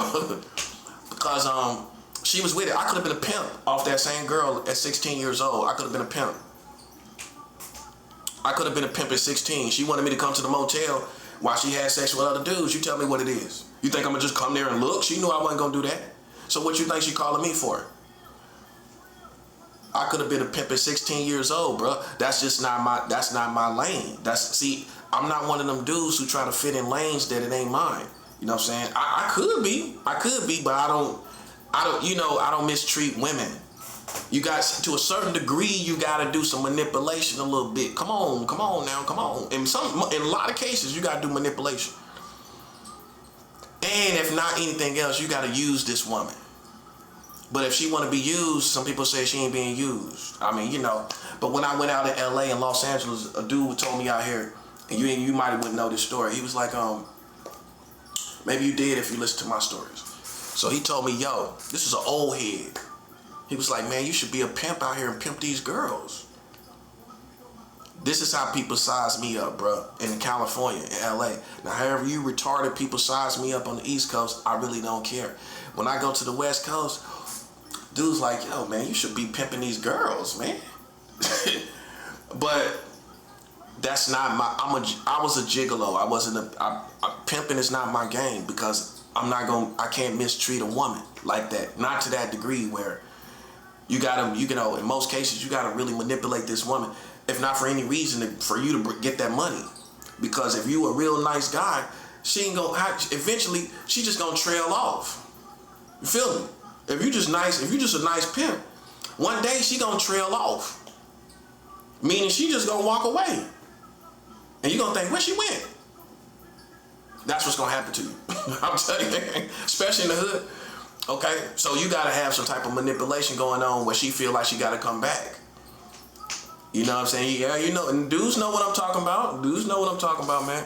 Cause you gotta remember, she having sex with a whole bunch of dudes. This is one thing I always thought about with pimps. She having sex with a whole bunch of dudes, right? How in the world you think you got the biggest penis she done had sex with?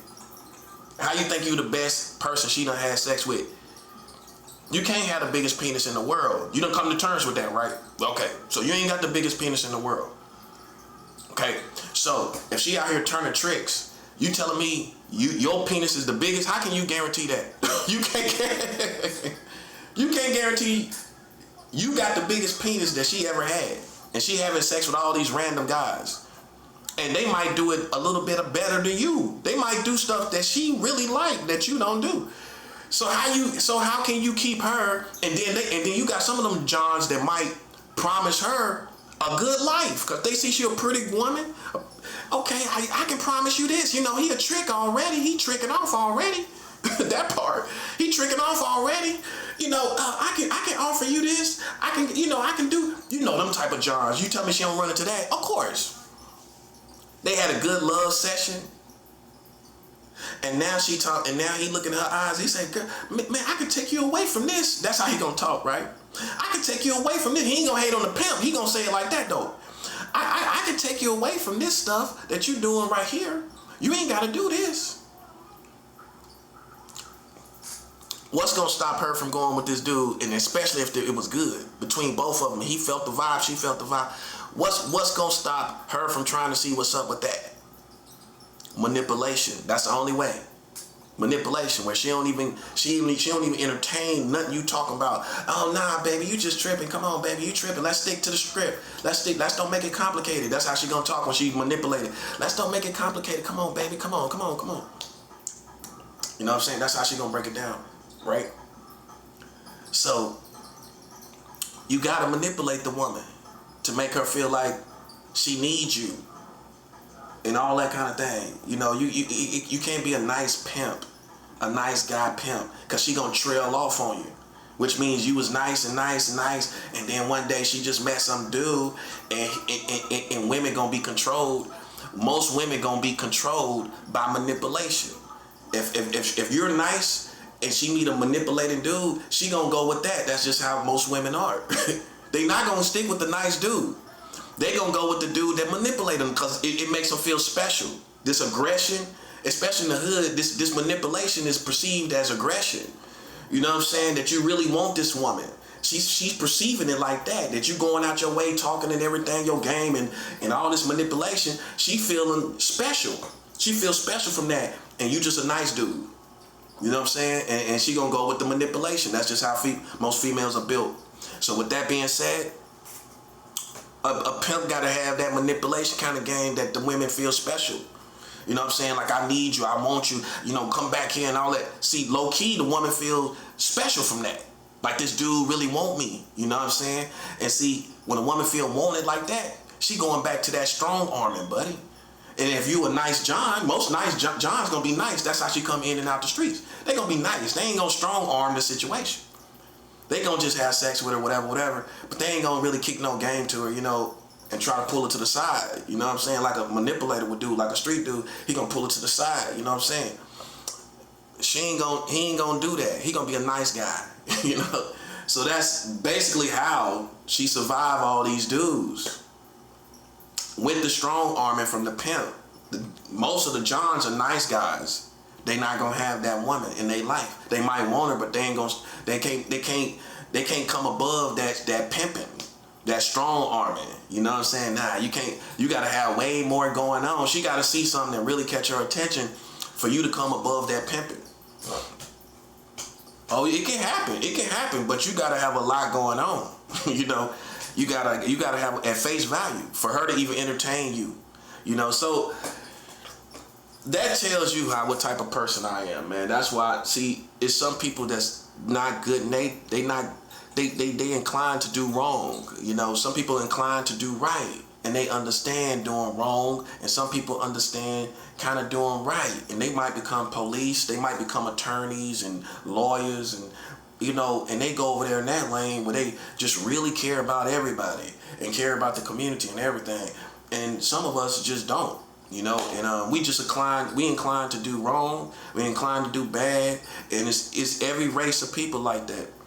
But see, God gonna get people no matter what they inclined to do. So what you might not understand, I'm inclined to do bad, but I came to God and I live for God, but I'm inclined to do bad.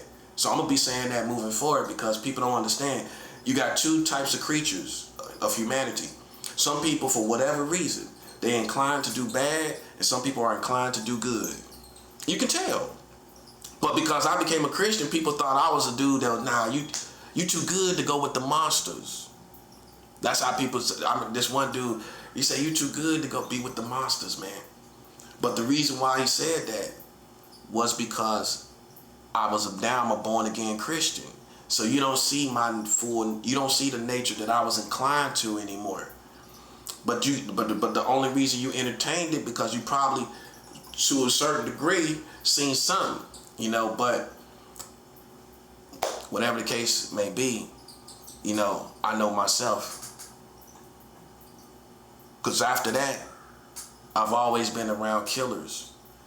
So that tells you what I'm inclined to do. And a lot of people don't realize that, okay? The real battle is those who are inclined to do good and those who are inclined to do evil. So God got me, and that's why people hate it, because they heard all these stories, they heard all these things, and at the end of the day, I was inclined to do evil, bad, right? But I became good. I became a good person. And that's what people can't stand. That's what society and Americans can't stand, is when people see you as inclined. They know you inclined to do. You can tell somebody inclined to do evil. You can tell. It's just, you can tell. And I feel like I'm not saying that people are born that way, but let's just look at it like this. I mean, let's look at a person like Adolf Hitler, right? Do you think he was inclined to be evil? Or do you think he was just a normal person? I mean, that's tricky, right? Do you think he was like that from birth? That he was kind of inclined to do evil? And then once he realized what it just was his niche. You know what I'm saying? It was his gimmick. Like, once he realized what evil was, it was his gimmick.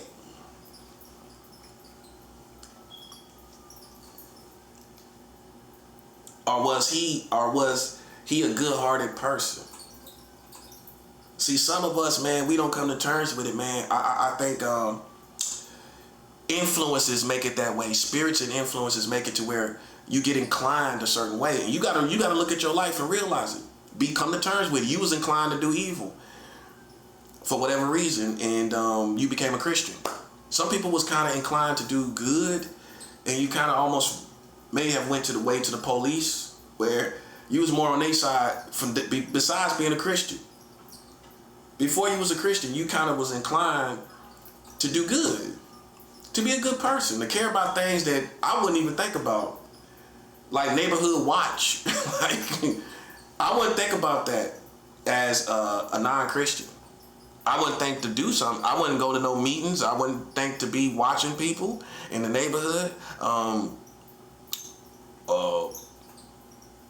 If I had went to a certain level where I was really a big drug dealer in the neighborhood, if I was on that level, I would protect the neighborhood that way. But if I was just an everyday citizen, I wouldn't be inclined to do that kind of good where I want to protect this neighborhood. No. The only way I would think about that is militarily protecting the neighborhood for military reasons. You could even say police and military are two different natures of people. Police is more people that was inclined to think to do good, just want to do good and all of that. And they went to the highest level of doing that good and by becoming a policeman. Then you got people that's soldiers that you're not necessarily a good person, nice person necessarily, but you just can kill if you have to. You can hurt people. You have to be able to do that as a soldier. It's not at the end of the day when you get past the training, if you do a real tour, hey, you can't be a nice guy. A policeman can more times than not, he can be a nice guy. A soldier is not a nice guy. A soldier's not out there saying, hey, hey, what's up, guys? Police is cordial with the community, talking to the community, nice with the people. You see what I'm saying? That's two different lanes. And it shows you the different natures. You know what I'm saying? Because if you look at it for what it is, man, soldiers make the world go round, not money. Because if you listen, let's put everything in proper priority. War makes the world go around, buddy. I mean, far as in the human realm. In the human realm, not money. If I rob you, if I strong arm you, it's over. You know what I'm saying? You're not gonna have any money. War makes the world go around. War is what keeps everything in check. War is the reason why you won't rise up against your government and go overthrow the present administration. The reason why is the threat of war. It's not money. So let's cut to the chase. What is it? What makes you move the way you do? Because they pose a threat militarily. That's all. If it wasn't for that, there's no nice people that just will let the government be. I want you to think about this. There is no nice government that just nice people that just let their government just exist. We just like them. We just love them. We just love Trump. We just love Reagan. We just love Bush. No. They posed a threat. That's the only reason that you allow them to be there. Humanity is not, I don't care what country it is. The only reason you're controlled is because of military. If they pose no threat, you would just come in there. An old woman could do it. Old woman said, let me get in here, boy. Move out my way. Let me show you how I run this government. Let me show you how to run this government. An old woman to come in there. She come in there like a turkey, won't she? Move, come here. She come in there like a turkey, don't she? Moving side to side. Come here, boy, come here. You know how a turkey kind of moves? She come in there like a turkey. Come here, boy, let me show you how to run this government. Get out of my way. I had enough of this.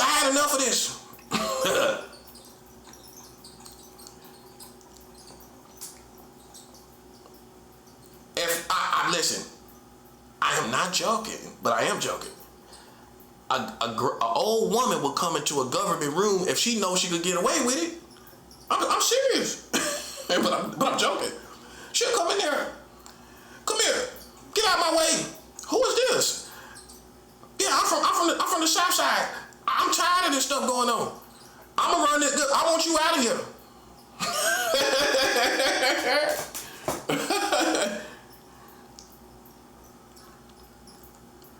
An old woman to come in there.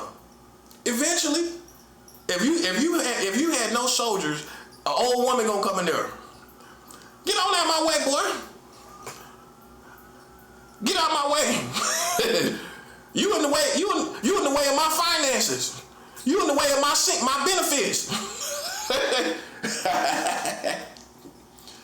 You the only obstacle in the way of my benefits. Listen, man. You can't tell me these young guns in America will let Trump exist if it wasn't no threat. Oh, a young dude's gonna come out. Hold, Trump, come here, man. Hold up. hey, you know, a young dude about to rob you. Hold, come here, man. Come here. Let me, come here. Hey, come here. Don't move, man. Come here, man. Come here. Come here, man. Come here. You tell me they want strong arm Trump. These young guns are coming there. Come here, man. Come on. Give me your hand, man. Come here. Sit down, man. Sit down.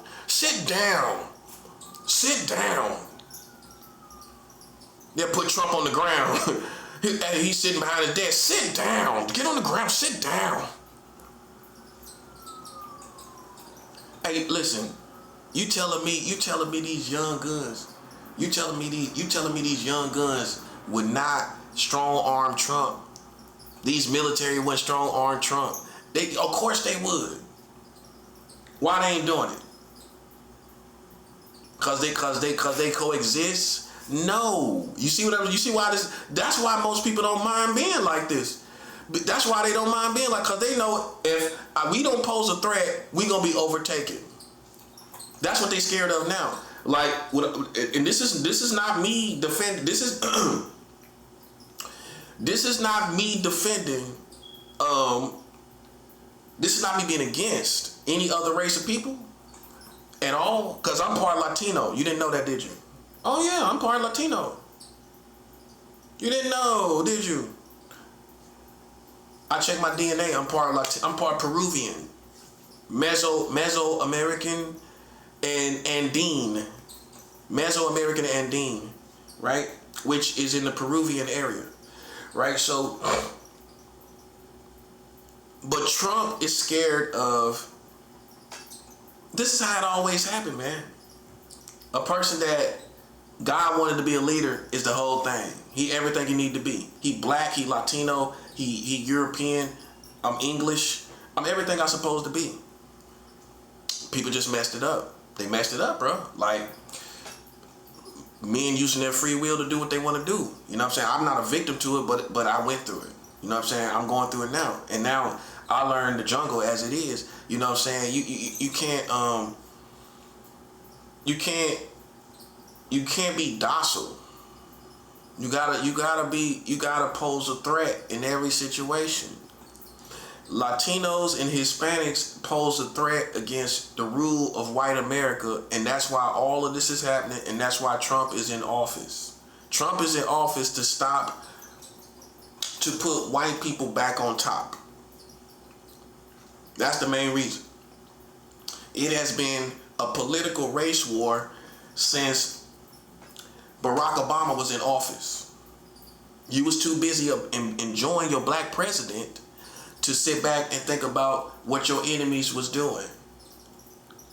What your enemies was doing was they knew they couldn't kill Barack Obama. They wanted to. They wanted to kill him. The reason why they didn't kill him, because it would have made it worse. Because America would have went into the arms of black politics, black leadership. Basically, most good-hearted white Americans would have washed their hands and said, that's it. They killed MLK, they killed Malcolm X, they killed Barack Obama. We're giving America over to white and black people. That's the way we're gonna make it right. It would have been more progression if they would have killed them. So they played chess. They played chess real good. Oh yeah, they played chess real good. Because if you think they wasn't capable of killing Barack Obama, man, a whole white community, then you tripping. They could have killed him. They could almost kill Trump. How you telling me they couldn't almost kill Barack Obama? They played chess. They had to. Because if they would have killed him, it would have pushed America deeper into black leadership and politics. They would have basically, white America, good-hearted white America would have said, the good part of it, would have said, nah, that's it. We just give it over to them. We don't care. It's theirs. It's theirs. We don't want it. We don't even want it. If it's all about this and everything, they would have just gave it over. You know, so that's why, I think that's the main reason why he didn't die. Okay? So they had to play chess. They understood. Even these rednecks realized, we got to play chess this time. And they did. They played chess very good, too. What they did was, well, I'm going to start from the beginning. I'm going to start from the beginning. See, the profit in politics is just in a whole different lane. If you don't know what you're talking about, you don't really know what you're talking about. I do. I watch this stuff. I watched it. All I did was apply my intuition, my street intuition, my street goods, my spirituality, my intellectual goods. All I did was apply wholeheartedly my mind to politics and all this stuff that was going on. This is what most black people don't do. You don't wholeheartedly dedicate yourself to it. Really what made me do it was the fact that Barack Obama was president. I voted for him twice, and I put him in the White House twice, like I like to put it. So you can go check my records. I voted for Barack Obama twice. I voted for him twice. I voted for Hillary Clinton. That's the last person I voted for. Okay? So I voted. Yeah, I voted in this country. I did what people expect you to do. You know what I'm saying? My grandmother is the one that made me go vote. She told me, boy, you better go down there and vote. Boy, no, that's a black president. You better go down there and vote. So, you know, I went and voted, you know what I'm saying, like most black people do, like did for Barack Obama. And then after that, I started paying attention to politics around that time. And I never stopped. I always paid attention to CNN. And some black people would say they did the same thing. After Barack Obama, I started paying attention to politics. But before that, I really found no interest in it. But then once he was president, how he was talking and everything about everything, I could relate to how he was looking at it, if that makes sense. And then I began to form my own way of looking at it and watching it and studying this stuff. And I just never stopped. I just never stopped paying total attention. I always I paid a decent amount of attention after I voted for Barack Obama. After that, I paid pretty decent attention to politics. After Barack Obama,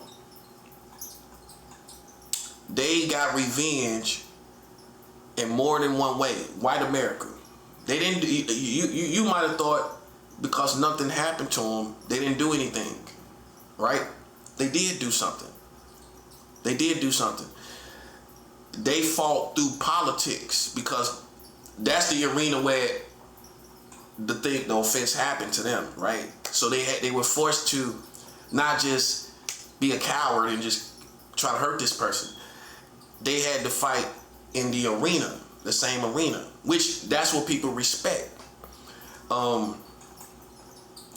Even if it's an enemy, you know, treacherous, we gonna respect it if it's in the same arena. But if you lose, you lose. You know what I'm saying? Not in this case, I'm talking about in my case, you know, I fought my enemies in the same arena and I won. That's why I don't talk about those things no more. I don't talk about child molesters anymore because I won. I won in the same arena that I got challenged. Once I showed you that they was marrying children, I won in that same arena. That's what you can respect. Even if a person is your enemy, everybody gonna respect me for winning in the same arena that I was challenged. So then for children can play games a million years, but I won. It's time to stop talking about it. It's time to move on. So, because if you don't move on, then people gonna stop taking you seriously. That's how it works subconsciously. If I won, I'm gonna move on, and everybody gonna be not Jedi mind trick, but they gonna believe that I won too. He moved on, he won. They gonna go along with it. If you just keep doing it, then they gonna doubt. They gonna keep doubting if you win. If that makes sense. So that's another reason I've chosen to move on from that subject. I've won fair and square, buddy. And that's that. So Barack Obama and black people collectively was challenged in the same arena, like I was challenged in the same arena. But they played chess and nobody wasn't paying attention because we're used to dealing with enemies physically from the past. You know, so once we got past that hurdle, you know, we thought it was all good. It wasn't all good. They fought us politically. They fought America politically. The racist community fought politically in the same arena. And they used people as chess moves. And so the first one I'm gonna show you is Joe Biden. Joe Biden was subject to Barack Obama. by being the vice president. He was submitted to Barack Obama in Barack's administration. Now, this isn't his mentality. This is the mentality of people around him. I'm not saying Joe Biden had this mentality. It's the people around him that had this. The people in America had this mentality. Ultimately, that make the decisions of who's the president, right? By votes and power and influence, right? So to redeem Joe Biden, I made a whole video about redeeming Joe Biden. Most racist white people hated the fact that a white man, you got to understand how they think. They hated the fact that a white man was submitted to a black man. It wasn't just that Barack Obama was president. It wasn't just that.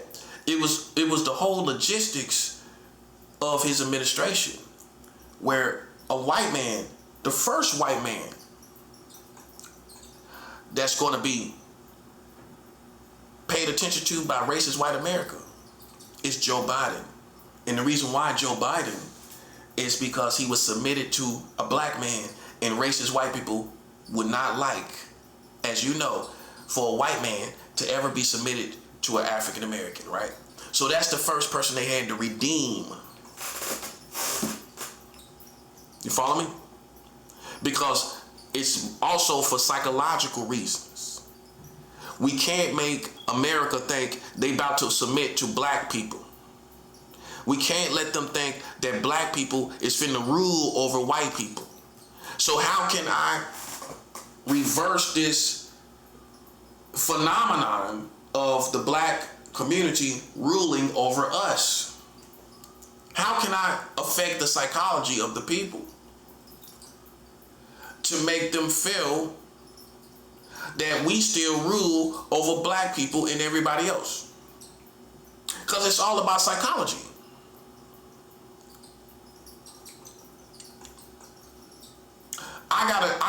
What can stop you from just running to the White House and everybody overtaking the White House? What can stop that? How I control you psychologically. Every country has to control their community. You understand this, right? You listen, that is how it is. They have to. Because what's going to stop them from just running and overtaking the government? Millions and millions of people. If millions of people did it, they can't kill all the people. They can't do nothing about it. You know who they can't do nothing about? More than the government, the community. If the community, if the UN seeing the Americans overtake Trump, what can the UN do to the community? They can't talk to him. How they gonna talk to him? How they gonna stop him? All they can do is recommend that people put guards and barricades around Trump. That's all they can do. But they can't really talk to us, can they? They can talk better to a government than the community. The international community can talk better to governments than community. How they gonna talk to us? How they gonna talk to all of us? How they gonna convince us more or hold us accountable? Who do they hold accountable? It's all of us. Now you see the problem. When I can pinpoint in the government who's the problem, I can pinpoint this guy. How would the UN pinpoint a whole community? You see how we're more dangerous than you realize? But it's all about control. If I gotta control you in order to stop millions of people overtaking the government. If I don't do that, what could stop y'all from just one day waking up and saying, well, I just want to overtake the government? Yeah, let's go do it. Everybody like, yeah, let's go do it. Get the hot dogs, Cindy. Get them hot dogs. We're going on a road trip. We got to get them hot dogs.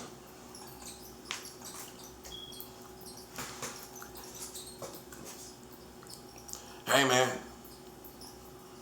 You realize how much we're controlled. You realize it, don't you? They got to do it. They got to do it. See, with America, they controlled us with the culture. With the music, they kept us in line. You got to understand, human beings, we're similar to animals. You gotta calm the savage beast. How you calm the savage beast? You pass out stimulus checks during COVID-19. The stimulus checks was just because they didn't want civil unrest while this virus was going on. So they gave y'all money to pacify y'all, so y'all wouldn't go out of control, because most people didn't know what was going on. When human beings are like that, they lose control. So it's to stop people from losing control, total control during COVID, they gave y'all stimulus checks. That's why they did it. They didn't care about you, man. They did that to pacify the community. That's why they did that. They did that to pacify the community, man. That's why they did it.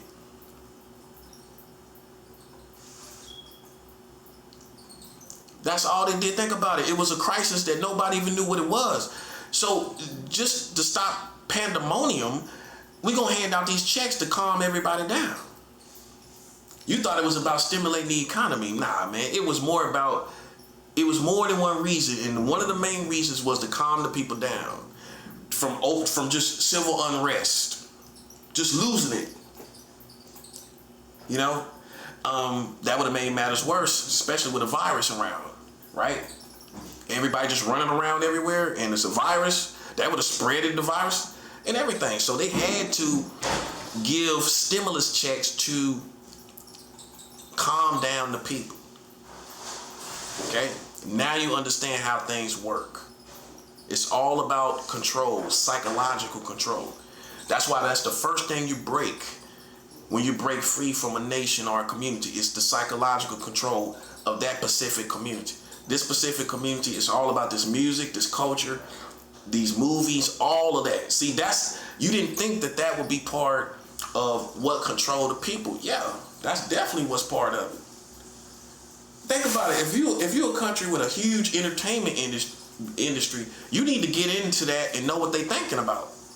Because once again, in that industry, in that entertainment and music, they could be plotting on you as a government.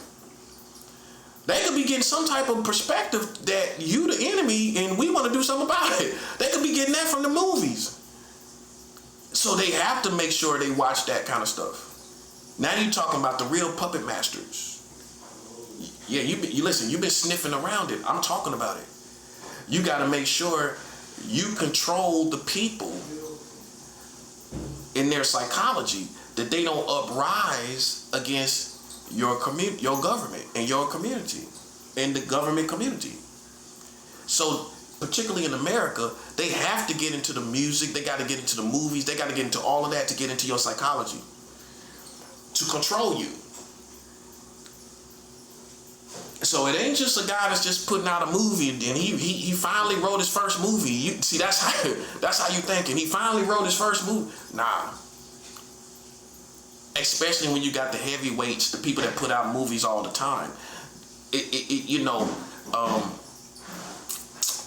How do you say this, man? It's all control. It's all control, man. It's all control. The bottom line is, though, the music and the movies and everything they put out is for you to be controlled so that you don't uprise. Okay? Now, with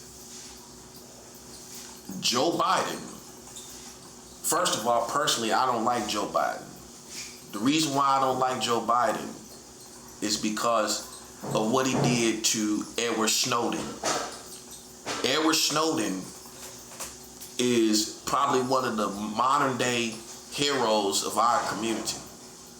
Real American hero. He told the whole community that the government had us under illegal surveillance through our phones and everything.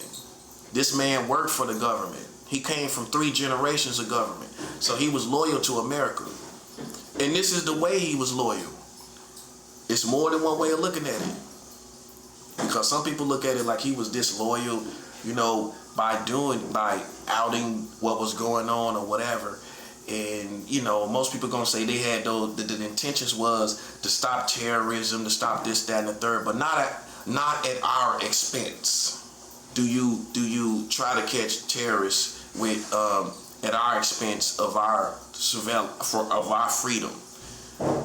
You know, our privacy. You know, if you can't do it without breaking our rights, it don't need to be done. You gotta see America just want to control everything, and sometimes, man, I'm telling you, some things you can't control. You can't control everything, and that's what the problem is.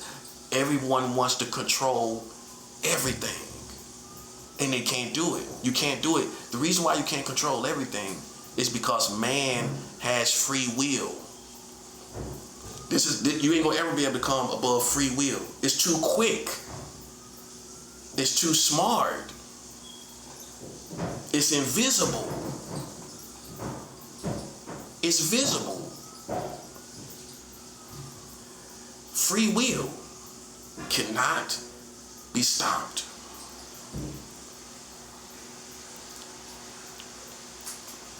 So the government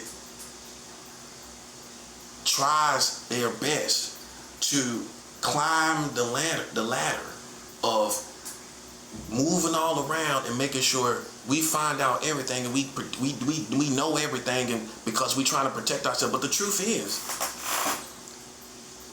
you see what it is? When enemies want you, where there's a will, there's always going to be a way. And it is no way you really can stop that. You can't stop it. If a community wants you long enough, your illegal surveillance or your attempt to watch every little thing, it's still not gonna work. And that's what America's realizing.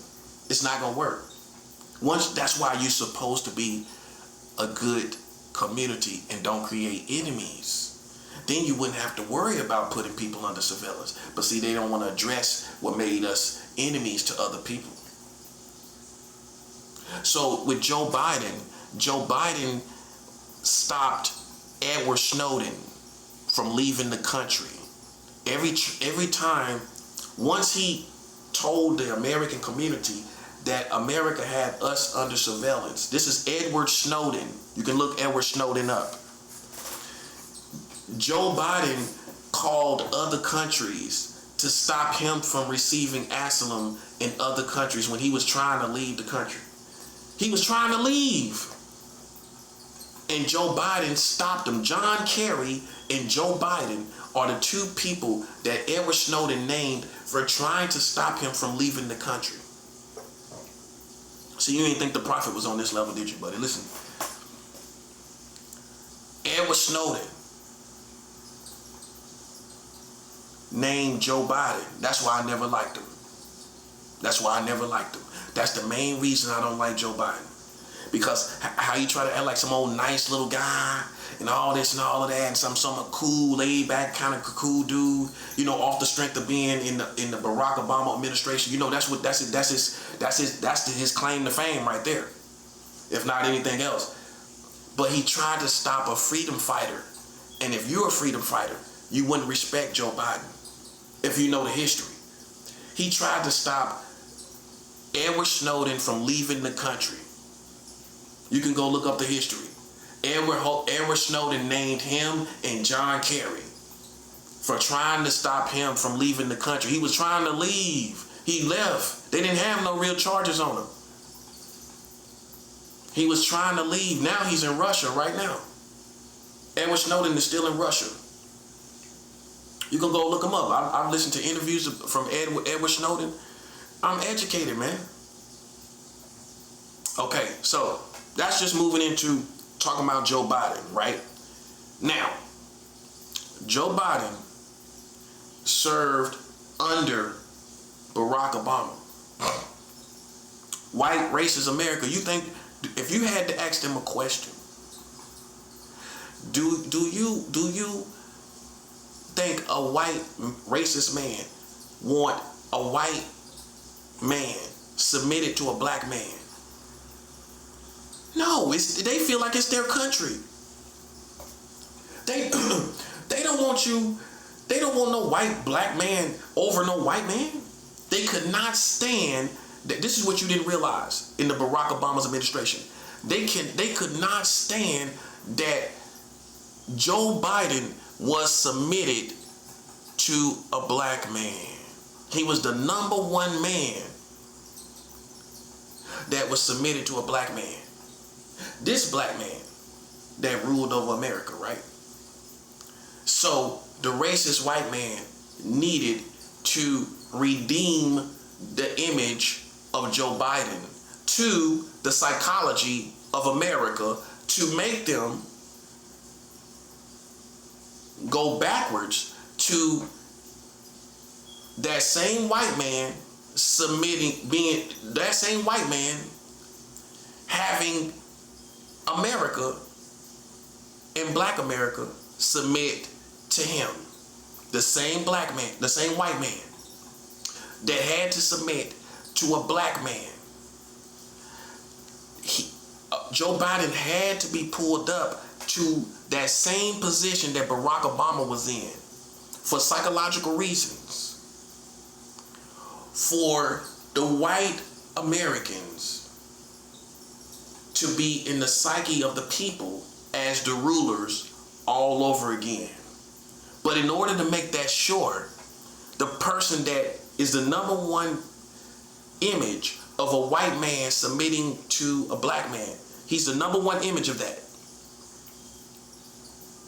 Joe Biden is the number one image of a white man submitting to a black man in leadership in this position as far as Barack Obama ruling over the country. Joe Biden was the number one submitted white man. They had to redeem him in order to change the psychology of the people to say that white people rule once again over black people. So how can I do this? Because now the psychology is a black man rules over a white man. We never seen this before. So how can we change? How can we get the psychology back to psychology and controlling the people? How can we get that back in check? Well, the only way we can get it back in check is the white man that had to submit to Barack Obama is made to rule in the same position that he had to submit to. You don't understand psychology, do you? And listen, here's the scary part. Joe Biden don't have to have nothing to do with it. Barack Obama don't have to have nothing to do with it. You see what I'm talking about? See, because that's where the conspiracy theory come in. Listen, I'm smart enough to sidestep that. They don't have to have nothing to do with it. And there's other people, these racist people that you don't even know, that think in terms of psychology and controlling the people, that the only way that America is going to come back into submission to the white man is that this white man that was made to submit to a black man, I gotta redeem his image.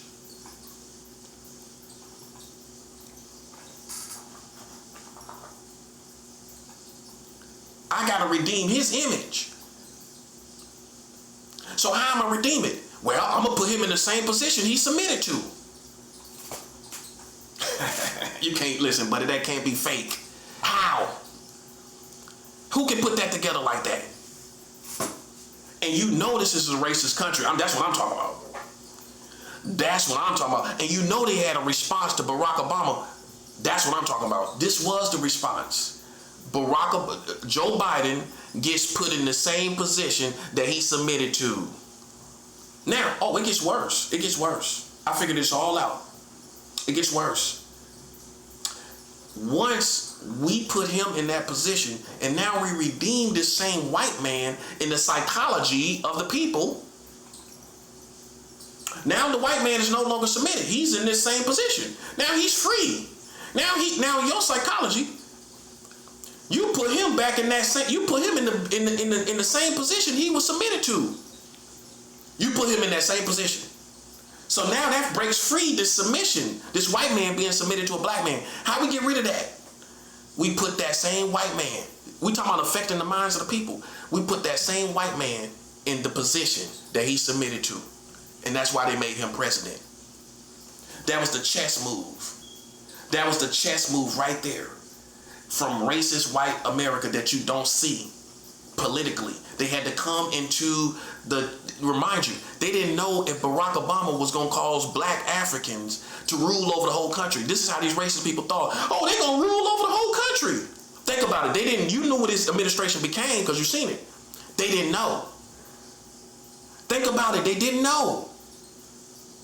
They didn't know what it was going to become. They didn't know how far this was going to go. And they didn't want it to progress. They did not want this to progress. You notice it hasn't? You notice, a vice president, Kamala Harris? I'm going to get to that. So Joe Biden is now redeemed in the psychology of the people. This is a man that, now this white man that submitted to a black man, now he's in that position that black man was in. See, I'm going to do a whole message about the subconscious because we understand the mind, but you got to understand the subconscious. Things that subconsciously insinuated. People speak to your subconscious by things they do, right? You have to understand the subconscious. I'm going to do this has been a message I've been meaning to do for a long time. It's almost a book. When it's this, when I anticipate doing it this long, subconscious is something that many people don't understand. It's higher psychology. So subconsciously, whether you accept it or not, your subconscious is going to it's going to receive information that you might not think about, but your subconscious received it. Like now that this white man is in a president position, your subconscious is going to tell you that information saying that, and your subconscious is going to tell you like this: the same white man that was submitted to Barack Obama is now the president. So now I've spoken to your subconscious by making him the ruler, which in your subconscious you now realize that the white man is now back in rulership. He's back in rulership because this man that was once submitted to a black man, now he's in that rulership position. So the image of white America is now back in rulership in your subconscious. In your subconscious. So that was done for your subconscious, so that you would submit to white rule in white America in your subconscious, where they make it clear that we rule America. How could they make it clear to you? They had to redeem the image of Joe Biden that was a white man that was submitted to a black man, and how that looked in your mind, right? When you seen them together, you seen plenty images of them together. I'm showing you higher psychology, right? Okay. So how can I make your mind think that, that black people are not over white people? See, I gotta tear all of that down. See, how I'm gonna tear it down? I gotta go dig into the logistics of the whole situation.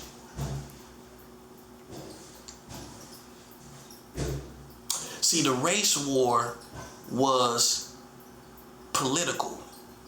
This race war is still political. It's going on right now. It's been a race war since Barack Obama got in office.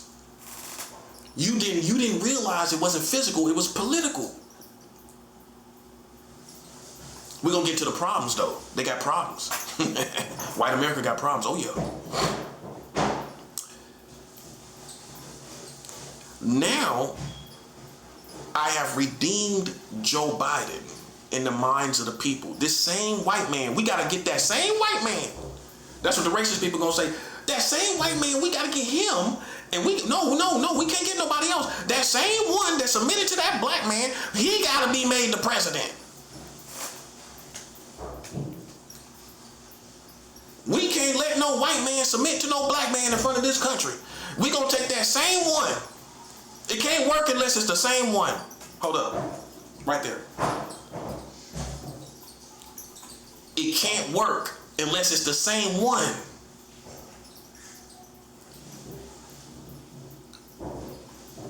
I got to get the same man that submitted to Barack Obama and make him the leader.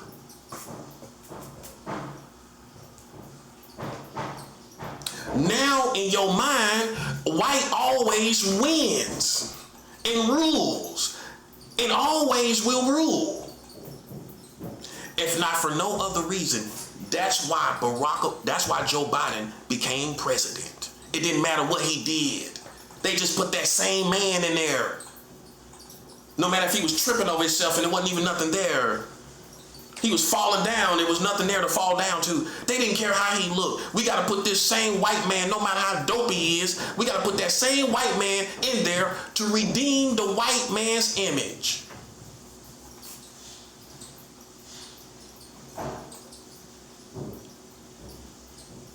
You thought I was playing, didn't you? You thought I was playing, didn't you? Tell the truth, you thought I was a delinquent, didn't you? You thought I was a delinquent, didn't you? Come on, I know. It's all psychology. I had to push through all this. You see what the black man got to do? I got to get past all the psychology that they put against me.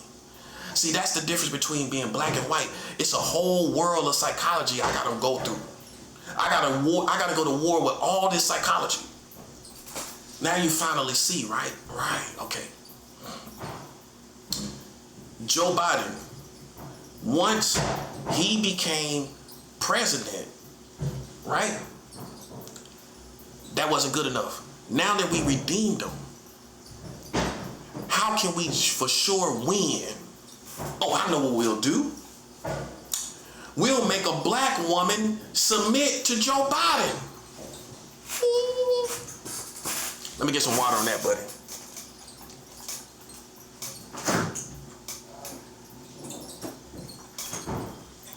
There it is. I have it right there. I'm gonna make a black woman submit to the same man that had to submit to a black man. And that's gonna complete the psychology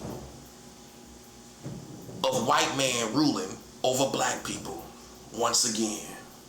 As white people would say, once again, there's peace in the force, like Star Wars, right? Once again, there's peace in the force. Now that we put Kamala Harris as a submitted black person to Joe Biden that had to submit to a black man, now we gonna make a black person submit to him. Come on, man. That's too good. That could have easily been a white person. That could have been vice president for Joe Biden. That could have easily been a white person in this country.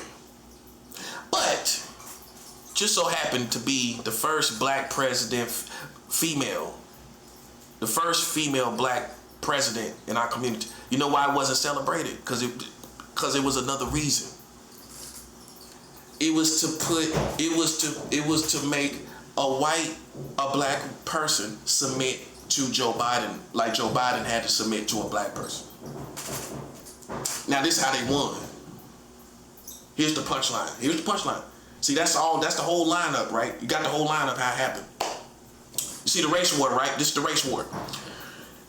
Now, how they won was he's a man and she's a woman. That's double submission. Boom. That's the checkmate.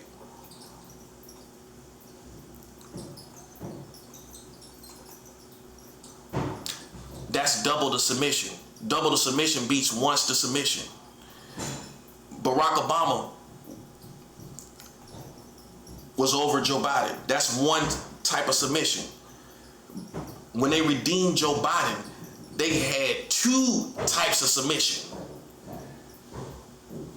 The white man over a black person, that's one, and male over female, what we used to see in the world, and that's two. That won as the full, just by hair, they won with double submission.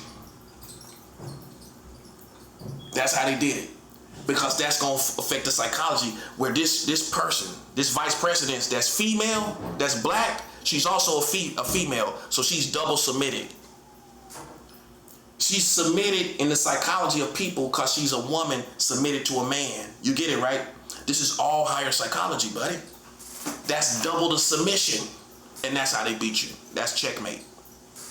Now, once they redeemed Joe Biden by making a black woman submit to him, which is double the submission, that's not good enough. We ain't done with redeeming the white American image. Now, next, I'm gonna put Donald Trump in as a president.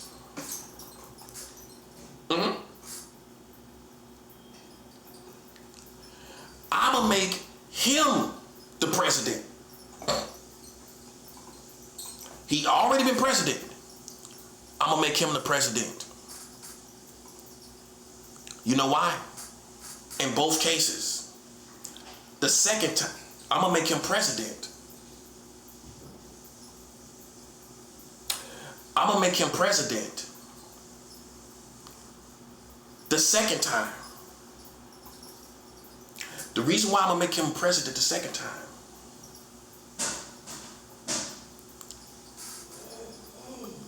is to progress getting rid of Barack Obama's energy in the White House.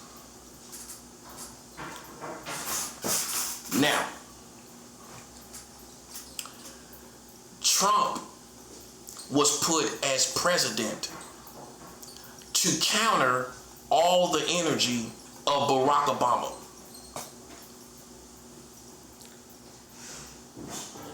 He was president the first time before Joe Biden. That was to counter the energy of Barack Obama. See, I hit you with the second step this time because I went straight into Joe Biden.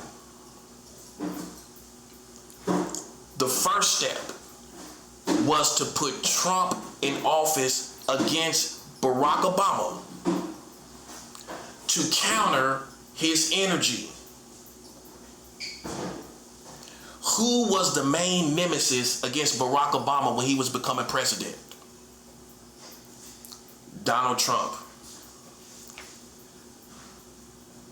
Donald Trump was Barack Obama's enemy, right? Yes, he was. So in order, in this race war, to counter Barack Obama's energy, I gotta put your main enemy in the White House.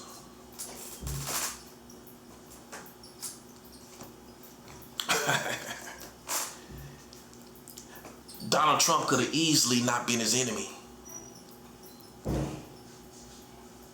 But he was, wasn't he? In fact, Donald Trump was the main one most vocal about Barack Obama's birth certificate, right or wrong, yes or no. Barack Obama had to deal with Donald Trump as a nemesis, not a critic, as a nemesis as Donald Trump is. You know how he treated his enemies, right? He treated Barack Obama like that while he was running for office. Now,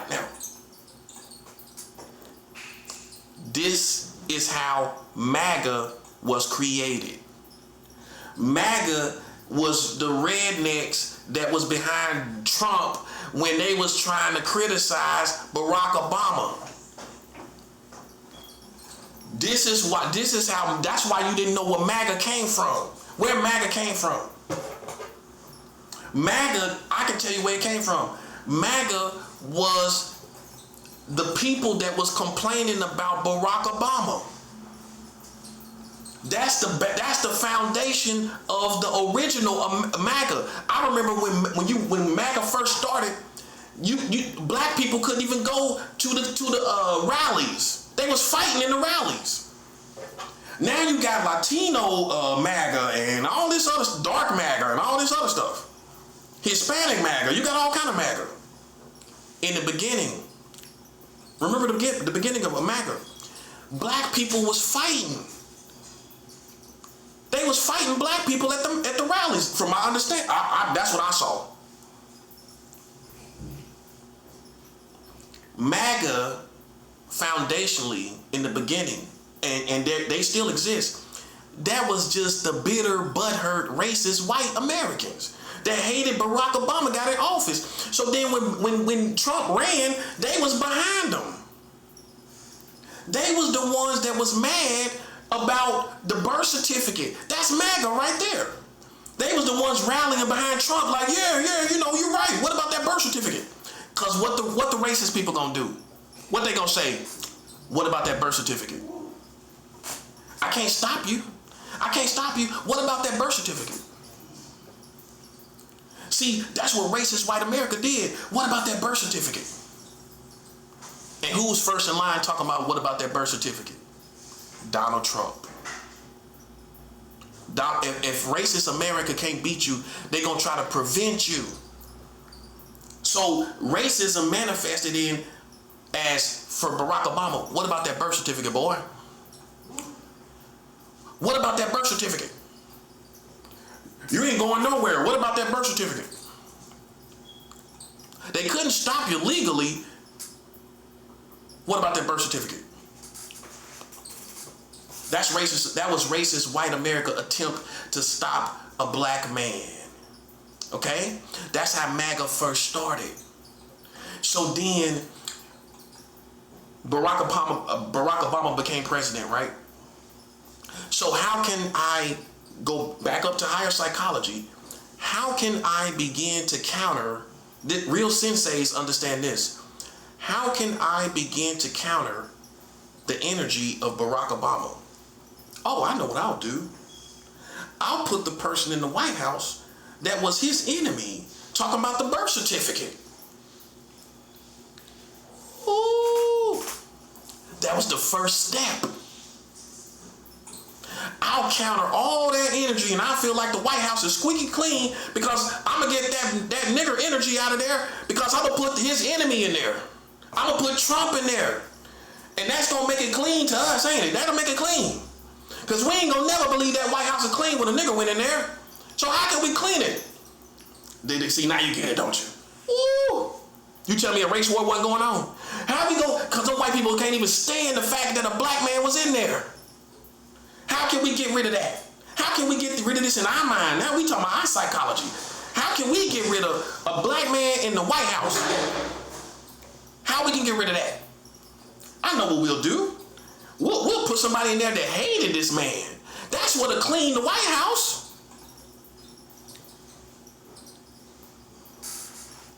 We'll clean that White House spick and span because we'll put somebody in there we know hated him. Oh, how we know he hated him? Look at how he was talking about the birth certificate and all of that stuff.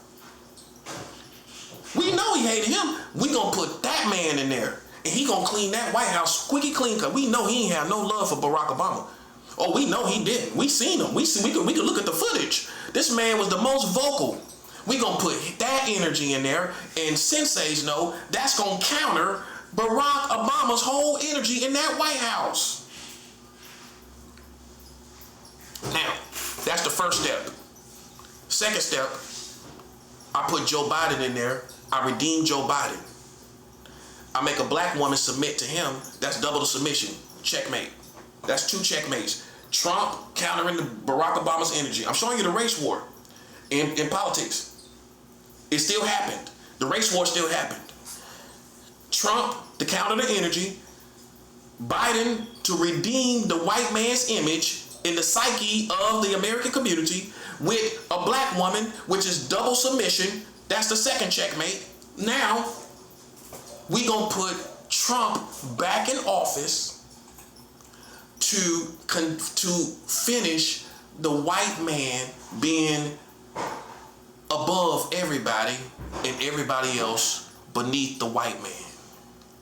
That's the whole reason they reelected him after everything they went through, because they seen the impending threat of Hispanic and Latinos coming. It's on the horizon. This is why we in trouble. They had to put Trump back in there because the problem began when Hispanic and Latino surges happened. Right? when all of this started to happen, we gotta put Trump back in there because they're gonna take over as far as how people think. Not even physically first. They're everywhere, right? That's facts. Hispanic and Latinos are everywhere. This country has become, it belongs to Hispanic and Latinos. Listen, white America already know that. Don't you see the white man is third, and he's third class citizen? Oh, you don't see it that way? Hispanic and Latinos, fourth class actually. Black people taking over the culture. I mean, you can't do nothing on commercials without a black face. You can't get nobody to take nothing seriously, all white people. You gotta throw somebody black in there for everything to get taken seriously culturally. You can't do nothing without black people culturally. You can't even make a beat on a jingle without a black people culturally, can you? They took over. So how can we redeem the white man image and slowly but surely make people realize this is our country? We'll put Trump back in office. Because not just to redeem the white man again, but there's a problem in the force. Now Hispanic and Latinos are taking over. So now we got two problems. We're in the process of redeeming the white man's image to make sure they don't think no black people finna run this country. We don't want nobody thinking that. That's why it didn't happen again. That's why it's no progression. You would think after Barack Obama, where's the following up progression? Oh, Kamala Harris, years later? No, that's not the progression. There was no progression. That's how you know they didn't want it to happen, because there was no follow-up. It was nothing. It was no bridge after Barack Obama. There was no bridge of black people into politics. All you can show us is the mayors and nah, that ain't what I'm talking about. That ain't what I'm talking about. No mayors. That they don't mind giving us that, because they want us to deal with this ground level stuff anyway. They don't care nothing about that. No, they don't care nothing about that. Where's the progression after Barack Obama? There is no progression. They tore it down. They tore it down. They tore down the progression.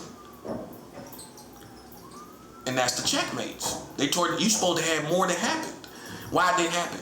I'm gonna tell you why it didn't happen. They tore it down. They put Barack Obama in the office. I mean, yeah, they put him in there. They put Trump after that. They put Joe Biden after that to redeem the white man's image. They put Trump back in there to finish pulling the white man up above everybody, for everybody to submit to him. See, now it's all about, in this time, not redeeming just the image. Now it's of the white man. It's not about redeeming his image so much more. It's about everybody submitting to the white man all over again. So how we gonna whip these Hispanic and Latinos in shape? I know what we'll do. We'll put ICE all over the country. Boom. See that part? See that part? You think it's a game? You think I'm making this up? We'll put ICE all over the country so that they know who's boss. So they'll know white man is still boss. Now you halfway scared of white folks again, ain't you? See that part? See that part? And by the way, we installing fear in everybody else too, including black people. We letting them know too, we still on top. How we doing that? Through ICE. So ICE got to do all these runs and people got to die. That gotta happen. Just for you to fear white people once again. For you to fear white police once again. Because ICE ain't nothing but how they got the same mentality as the police. So you see where we at? See how they doing good. You got us again. But here's the dilemma. It's already too many Hispanic and Latinos in America for them they can't stop it. They can't stop it, man. And they know it. So guess what? You don't know what's about to happen because of drastic measures. Drastic measures for things to be given to white America as far as rule over us. They will do anything to rule over you.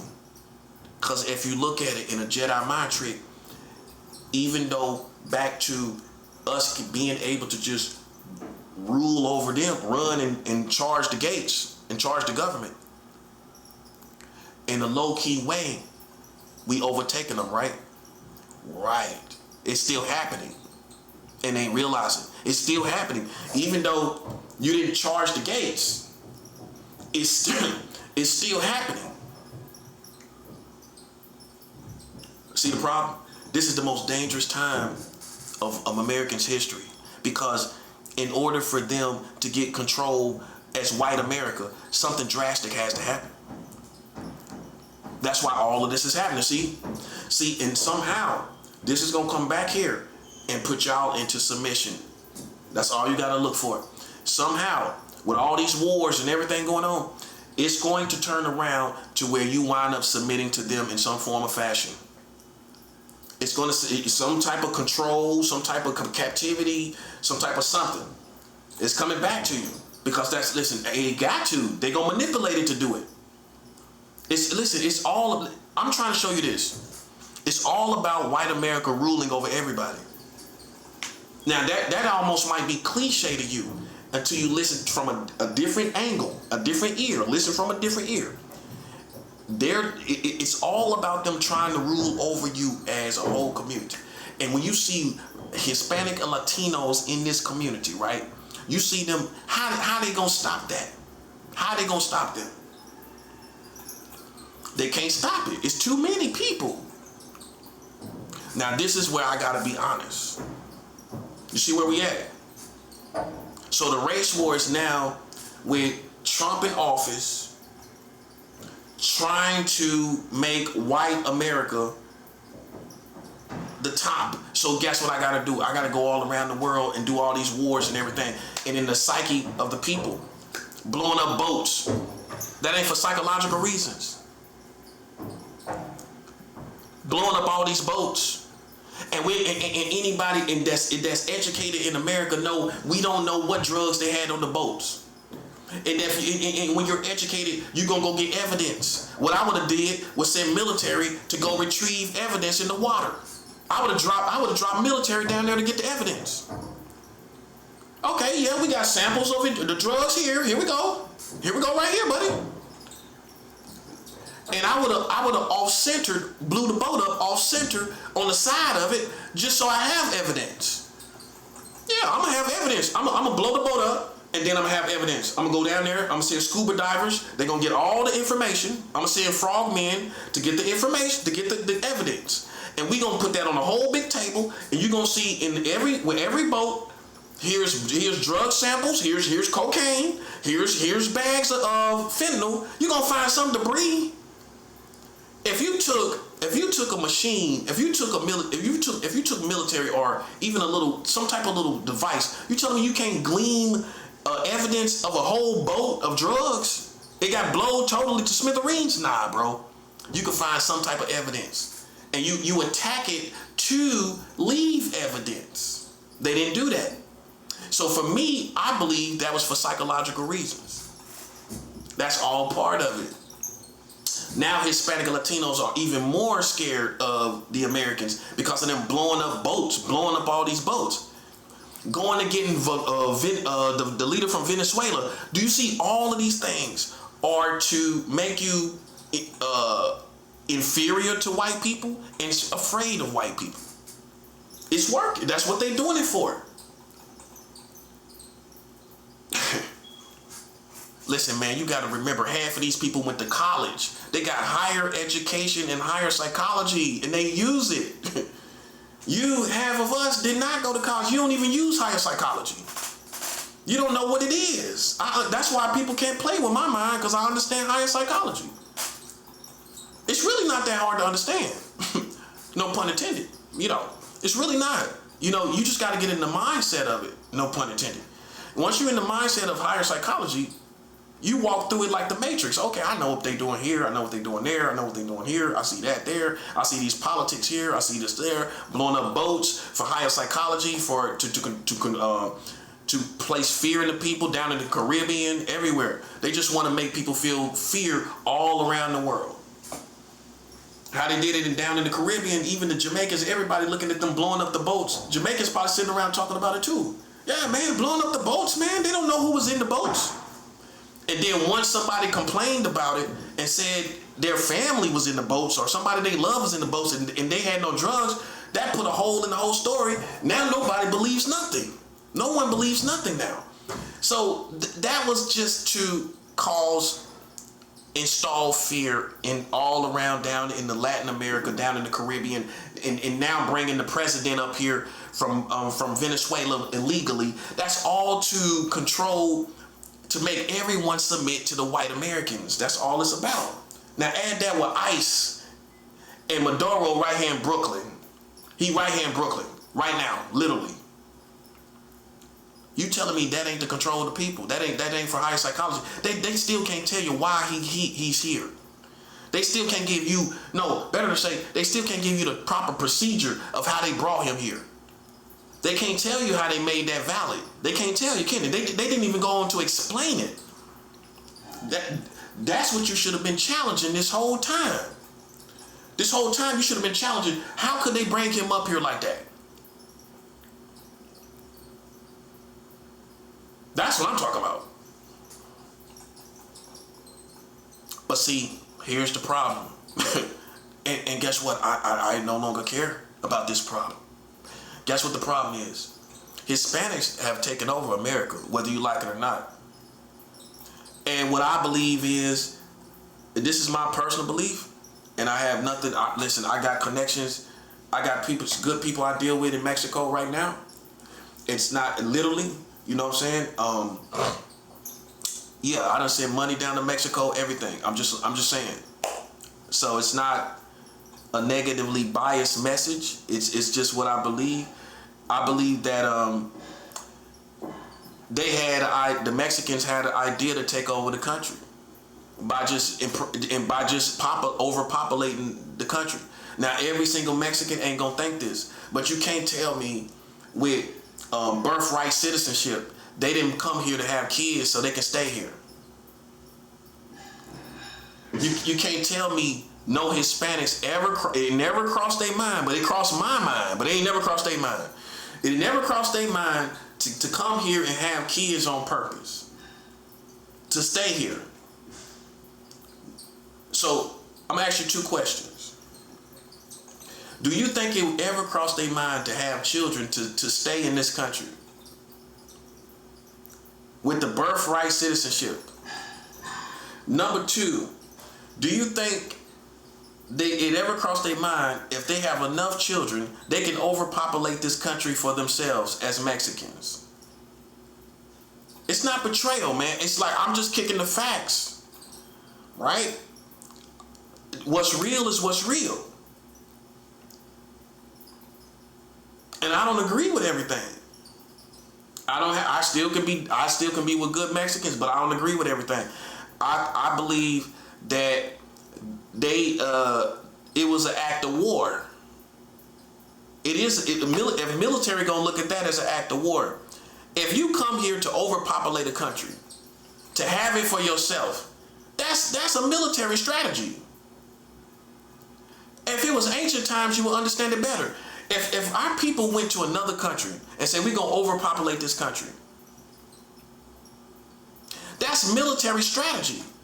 Because literally that country is gonna be yours. So how it ain't got it got the same effect as a war. You coming away with the country, you don't consider that a war. It's the same results. You got the country. It's better than a war. It's worse than a war.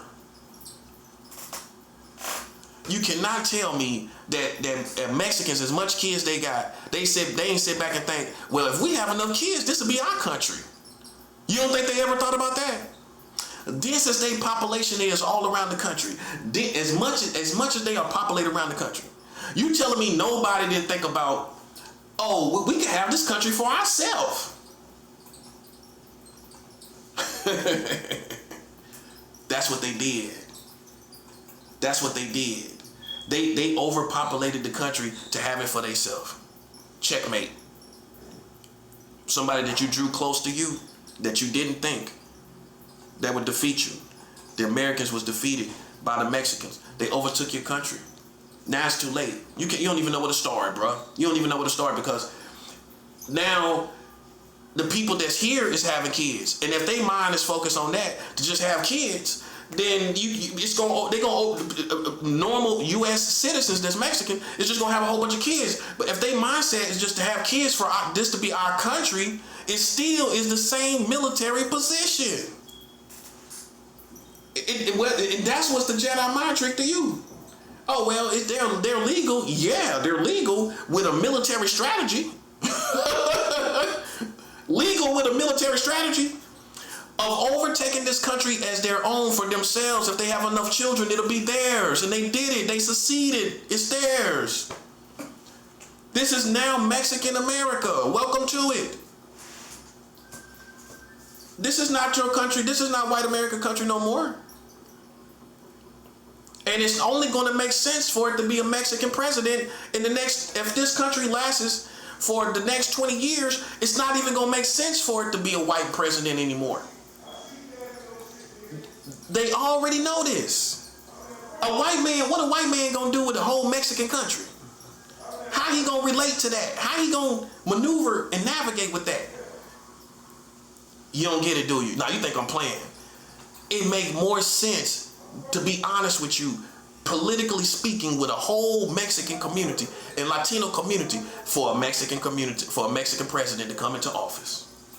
It makes perfect sense to navigate it, to understand their culture and everything. White people don't even understand their culture.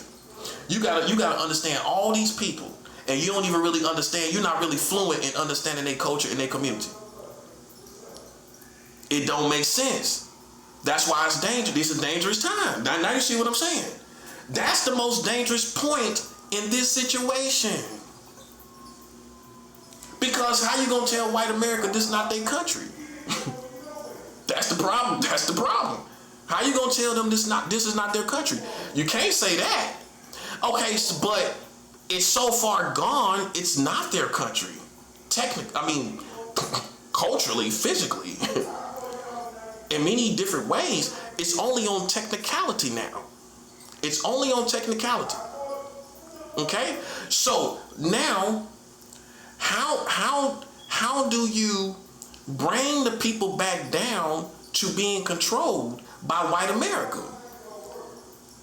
When it makes more sense for a Mexican president, it makes more sense for a Latino president now. It makes more sense. And the more time goes by and the more kids that they have, it's going to make more and more sense for there to be a Hispanic or Latino president. It's just going to make more sense. That's what most people haven't come to terms with. I'm going to tell you who most behind is black people. You're most behind with this understanding. White people understand it because they are employers. They employ Latino. They see all the changes. They know what's all going on. They can clearly see that it would make more sense, them understanding management and relating to people, that it would be a Mexican president or a Latino president. It just makes more sense. So it would be your time now if you knew what you was doing. You put a Mexican president up there, all the Mexicans gonna vote for him? Of course they are. All these Mexicans, Latinos ain't gonna vote for him? Of course. Of course they are, bro. That's why, now, it would have been y'all time, but you ain't focused. See, what I try to teach you as Mexicans and Latinos in America, you always got to have a politician. A politician is a lawyer in America. That's why you think us as black people got politicians, because they are lawyers. If somebody play with us, we go get the politicians. They are the lawyers to say this happened to these people, blah, blah, blah. And that's how we get back on our feet. This is why we talk like this. This is why we fight like this. So, because if you are a cultured American, it's no way you can't be political. You ain't if you was the best, you would be political. You can't be the best and you not political. You gonna submit to a white man's politics. If you the best, you gonna come above it. Which means you gotta study it, you gotta come see, and most of us didn't. When you submitted to it, you stayed in a slave position and you never came above it, because in America they tell you two conversations you shouldn't have. Religion and politics. The main two things you need to be talking about. And in cultured America, they among themselves, the most cultured people would tell you two conversations you don't have in America. religion and politics. It always starts an argument, right? That's why you don't really dig into it. That's why you don't pick each other's brains, because you see that part? You could say that's higher psychology too, to send that around. Don't talk about religion, don't talk about politics. Send that around to all the people. Make sure they don't think about no politics or religion or ponder it. You see what I'm saying? And culturally, you can't say that ain't true, because when you talk to cultured people, that's all they're gonna tell you. We don't talk about politics. We don't talk about religion. The main two things you need to be talking about. So for Hispanic or Latinos, what you did, you came here, you overpopulated, but what you didn't do is you didn't get politicians. That's the only place that's where your flaws is at. If you had politicians, you would have already had the country. You might as well finish it. You might as well finish it, because I know you did it on purpose. Man, how you gonna have all those kids and you telling me you ain't do it on purpose? You did. Based on birthright, citizenship, and foundationally. I know that for sure. So you might as well finish the job. Get yourself some politicians. Get yourself some politicians, and then you got this country. Because soon as you get a politician that really know what they doing, I'm talking about a real one, right? You got a real one that know what, you see what I'm talking about, right? But you ain't got no politician. That's why you can't finish. That's why you can't rule over the country. You already did it. The only part that you lack is you didn't get a politician. You got to get politicians. You can't make it yours if they still rule over you. They gonna brutalize you. They gonna bring you down. They gonna put ice on your head. That's what they're doing. That's what happens when you still submitted to white rule. So you did what we didn't do. We didn't come in and populate. Black people didn't think about having a whole bunch of kids to take over America. We would have did the same thing. But we stopped having kids. Women get their tubes tied. That's what we call it in the South. Women get their tubes tied. When they get their tubes tied, they, after 2 kids, most women, black women, get their tubes tied. Mexican women don't. That's a 7 out. Black women get their tubes tied. They ain't having no more kids. Most black women in the South, where I come from, about after 2, 3 kids, they get their tubes tied. They ain't having no more kids. Okay? That's what happened to our community. We stopped having, we listened to the white man and got our tubes tied. Oh, come on. I know you hate it, don't you? When you put it all together, what the Mexicans did, what we could have did. We could have did the same thing. And then we would have been lined up real good. If we would have had a whole bunch of kids and a whole bunch of population, we would have took over. How can I stop you? I'm gonna make you get your tubes tied. Boom. I'm gonna put you in poverty where you can't even afford to get no kids. That's why you can get your tubes tied. Then your population ain't gonna be out of hand. You ain't gonna be all over here in our neighborhoods. You ain't gonna be everywhere like the Mexicans are, because you got your tubes tied. See, back in the 80s and the 90s, that's all they was doing. That's all these females was doing. That's all they was doing, is getting their tubes tied. Now these days, you you got different generations. I don't really know. I ain't really studied the females and how they think about, getting their tubes. Oh, they do abortions. They do abortions these days. Yeah, I do know. Actually, black women do abortions. Right? Okay, so between getting your tube tied and abortion, that's what we've been doing. Mexicans ain't been doing none of that. They ain't been doing none of that. No tubes tied, no abortions, nothing. They ain't doing none of that. They ain't getting no. You think these Mexicans getting abortions? You know they not. They ain't getting no abortions. They ain't getting no tubes tied.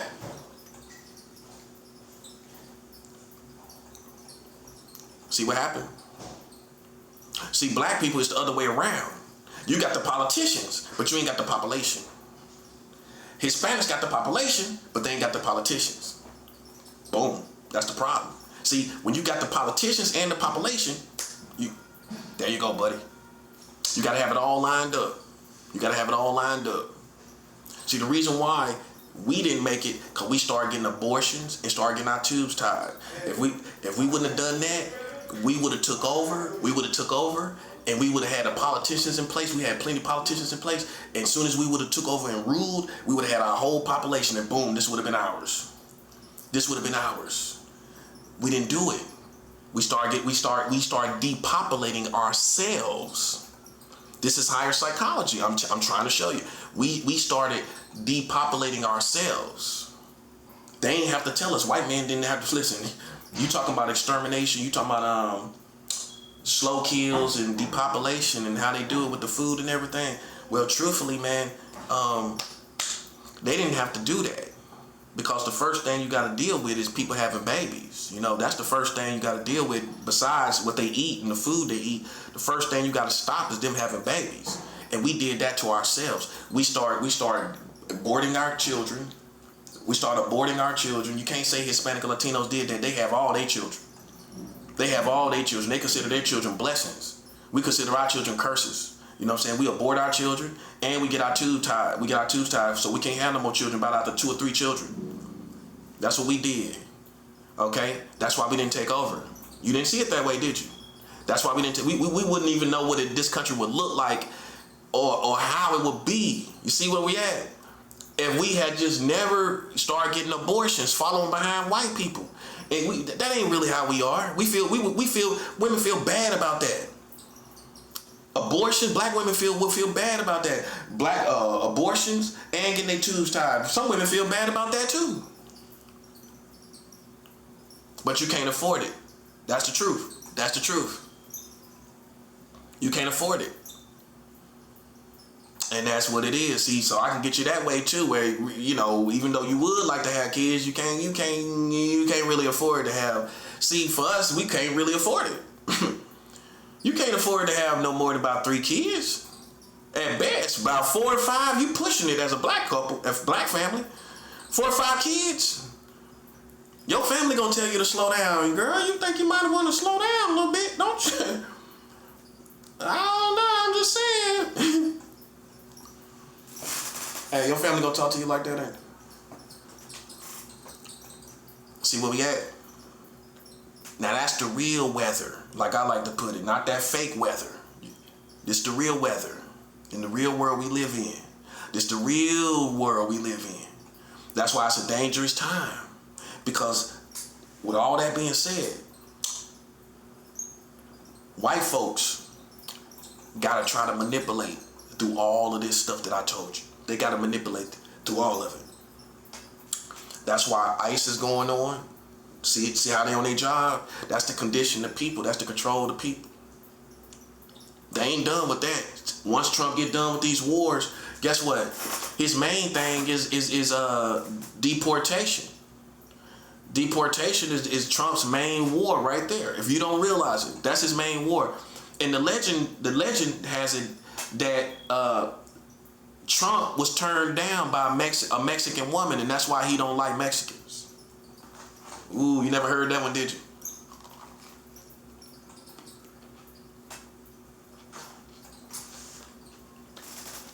You didn't hear that one, did you? Legend has it that Trump was turned down by a Mexican woman. And that's why he kind of bitter and butthurt towards Mexicans. Oh, you didn't hear that? And you know you're a womanizer, you can tell.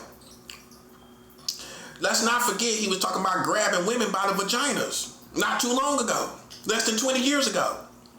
Wasn't he talking about grabbing women by the vagina? Oh, so that's a womanizer right there for sure. That's definitely a womanizer. What else you gotta say to be considered a womanizer? You like grabbing women by the vagina? I never said that myself. That sounds almost like a rapist. Grabbing women by the vagina, bro. And that ain't the words he used. Come on now. Listen, I ain't never said that as a black man. I want to grab women by the vagina. Man, listen, bro.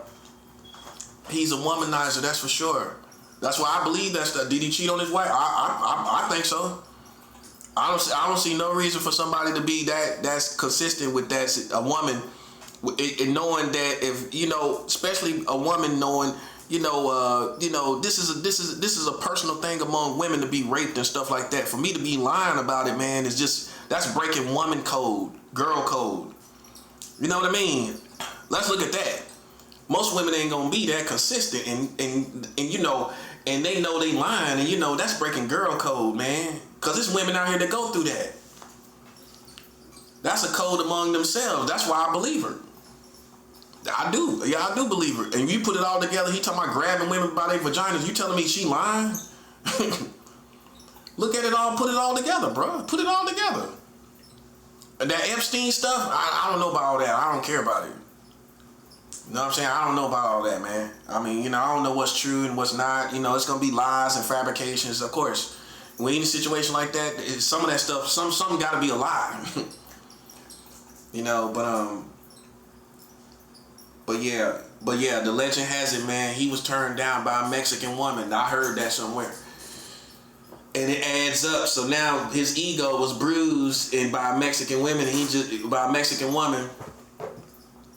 You know, cause think about Trump personality in a Mexican woman. If you know Mexican women, she ain't feeling that. She ain't gonna be feeling his personality.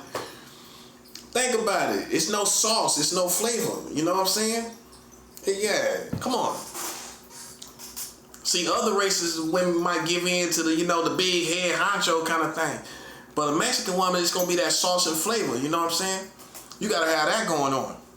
You got to have a little style about yourself. You know what I mean? You got to have something going on. At least a little style about yourself. See, I done attracted Mexican women before in my life. You know what I'm saying? I'm just keeping it real with you. I was sexually involved with, physically sexually involved, intimately involved with 2 Mexican women in my life. You know what I'm saying? So, and they both were attracted to me. So, you know, me and him, 2 different people. You know, like I said, that the legend has it, you know, a Mexican woman wasn't attracted to him. You know what I'm saying? I believe it. I believe that happened. Cause think about it, much as he traveled around, you gonna ask yourself, Donald Trump is a household name. So how did he interact with Mexican women? Think about it. What's that like? He see all these women all the time, going everywhere and everything. I'm talking about even before he got married. You see all these Mexican women. You ain't seen, none of them ain't trying to talk to you. Densest their population is all around the country. You ain't never had no relationship with a Mexican woman. That's kind of funny, ain't it? Especially if you're a head honcho. You know what I'm saying? I moved around and eventually, just like I meet black women, I eventually met Mexican women that was attracted to me. White women, I met white women that's attracted to me too. So it's funny, that he ain't got no stories. Nothing we can latch on to. But that's what I heard, bro. That's what I heard. We ain't got nothing we can latch on to about him with Mexican women or anything with the Mexican community. Not really, you know what I mean? So I can easily see how, that can influence his, his bruised ego could influence all these situations with ICE and all these situations. See what I'm saying? So that's what I heard, bro. That's what I heard, man. You know what I'm saying?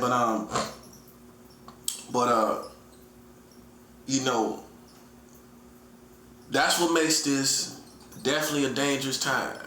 You see how far the race war came in politics.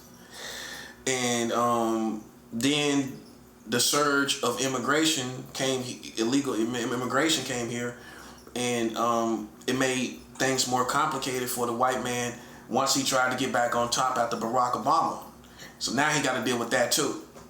See what I'm saying? Just as he did redeem his image to the community, then came a surge in illegal immigration to take over the country. And see, all they have to do is, like I said, for Mexicans, all you had to do was get a politician. See, but you came in with the method of, I'm going to just work and mind my business. It works. That works. But it doesn't work in America. You can't just work in this country. And Mexicans say, okay, I got your attention now, don't I? Because you got a good work ethic. Mexicans got a great work, second to none. You can't take it from them. You can't take that from them now. They work hard. You can't take that from them. But here's the problem. You came here, you worked hard, but you can't just work hard in America. We tried that as black people. Back in the day, black people used to love to work. We come to work dancing, whistling. Yeah, cleaning up. You cleaning up, you ain't even got on the clock. Yeah, that little debris right there, let me get that. You ain't picking up nothing now, is you? You go in, somebody left something from the last shift. Hey, why is that there? Why is that there? You pointing it out like a manager. Why is that? Why, what's that? What's that? Why that there? What's that there? You standing back like a manager, ain't you? Hey man, listen, man.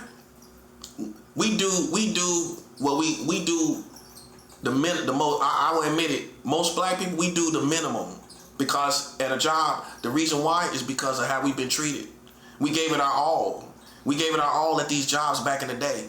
In the 70s, the 80s, and the 90s, we used to work. We loved working, and we realized it wasn't reciprocated. We didn't get respect. We stopped getting really a lot of respect. Self-respect is one thing, but the workforce, they don't respect us. We stopped getting respect. That's one of the issues. We came in and made it easy for y'all to work. It was easy, very easy. You came in, you worked good. It was like taking candy from a baby in America. You know what I'm saying? And when you came in, we had already paved the way. So all you had to do, just fall into what most families do, going to work back and forth. But the mistreatment is eventually gonna come, and I knew that would happen to you. I knew eventually they gon' anger Hispanic and Latinos. I didn't know how it was gonna happen, but I knew eventually it was gonna happen because America is faithful to do that to every race of people, and that's why you gotta have your politicians. See, if you had politicians right now with the ICE going on, they would be raving and talking all over the country. And that wouldn't be happening to you the way it's happening to you. The reason why it's happening to you like it is because you don't have any politicians. You see what I'm saying? You ain't got no politicians in place. You can't expect black people to politic for you. This is what we learned here in America. You definitely cannot expect white people to politic for you. You can't expect that. You got every race here with a dense population has to have their own politicians. That's how this works in America. You can't be here with no politicians. So over the years, when y'all messed up was y'all just focused on working, right? And in America, you can work all you want and still get discriminated against. Now you get it because they left you alone in the beginning because you worked so good for them. But see, now the times done changed. They don't care about that no more. They don't care how they treat you no more. They don't care how they treat you no more. So you can work hard all you want. You can get off of work and have to deal with ICE because now everything's hitting the fan and they don't care about your work ethic no more. So what now? You got to have your politicians. You see what I'm saying? See, if you had that in place in the beginning, you wouldn't be in this situation with ICE and all of that stuff because you would have politicians that would stand in front of the whole country and plead and care enough to talk long enough, like hold a whole thing about it. Have a summit about it. See, you need a Hispanic and Latino summit about ICE. But black people ain't gonna go do that. Ain't no race gonna go do that. Y'all ain't gonna do it for us either. You'll come out there and support us, but you ain't gonna sit out in the sun like you would do for your own people. You know what I'm saying? You need your own people. They gonna sit out in the sun. That's how you need to hear it. Only your own people gonna sit out in the sun for you and sweat with you and cry with you. Only your own people gonna. Ain't no other race of people gonna do that for you. You know what I'm saying? That's why you gotta have your politicians. You always gotta have politicians in America. You can't come to a country like this and have all these years and no politicians. That's your lawyers. That makes sure your people good. That makes sure your people are good here. Because without it, if stuff start happening, then what?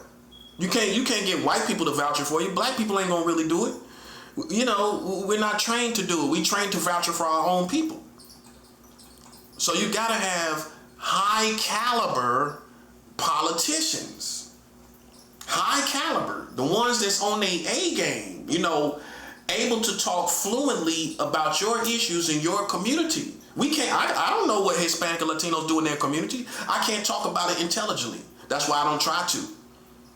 You see what I'm saying?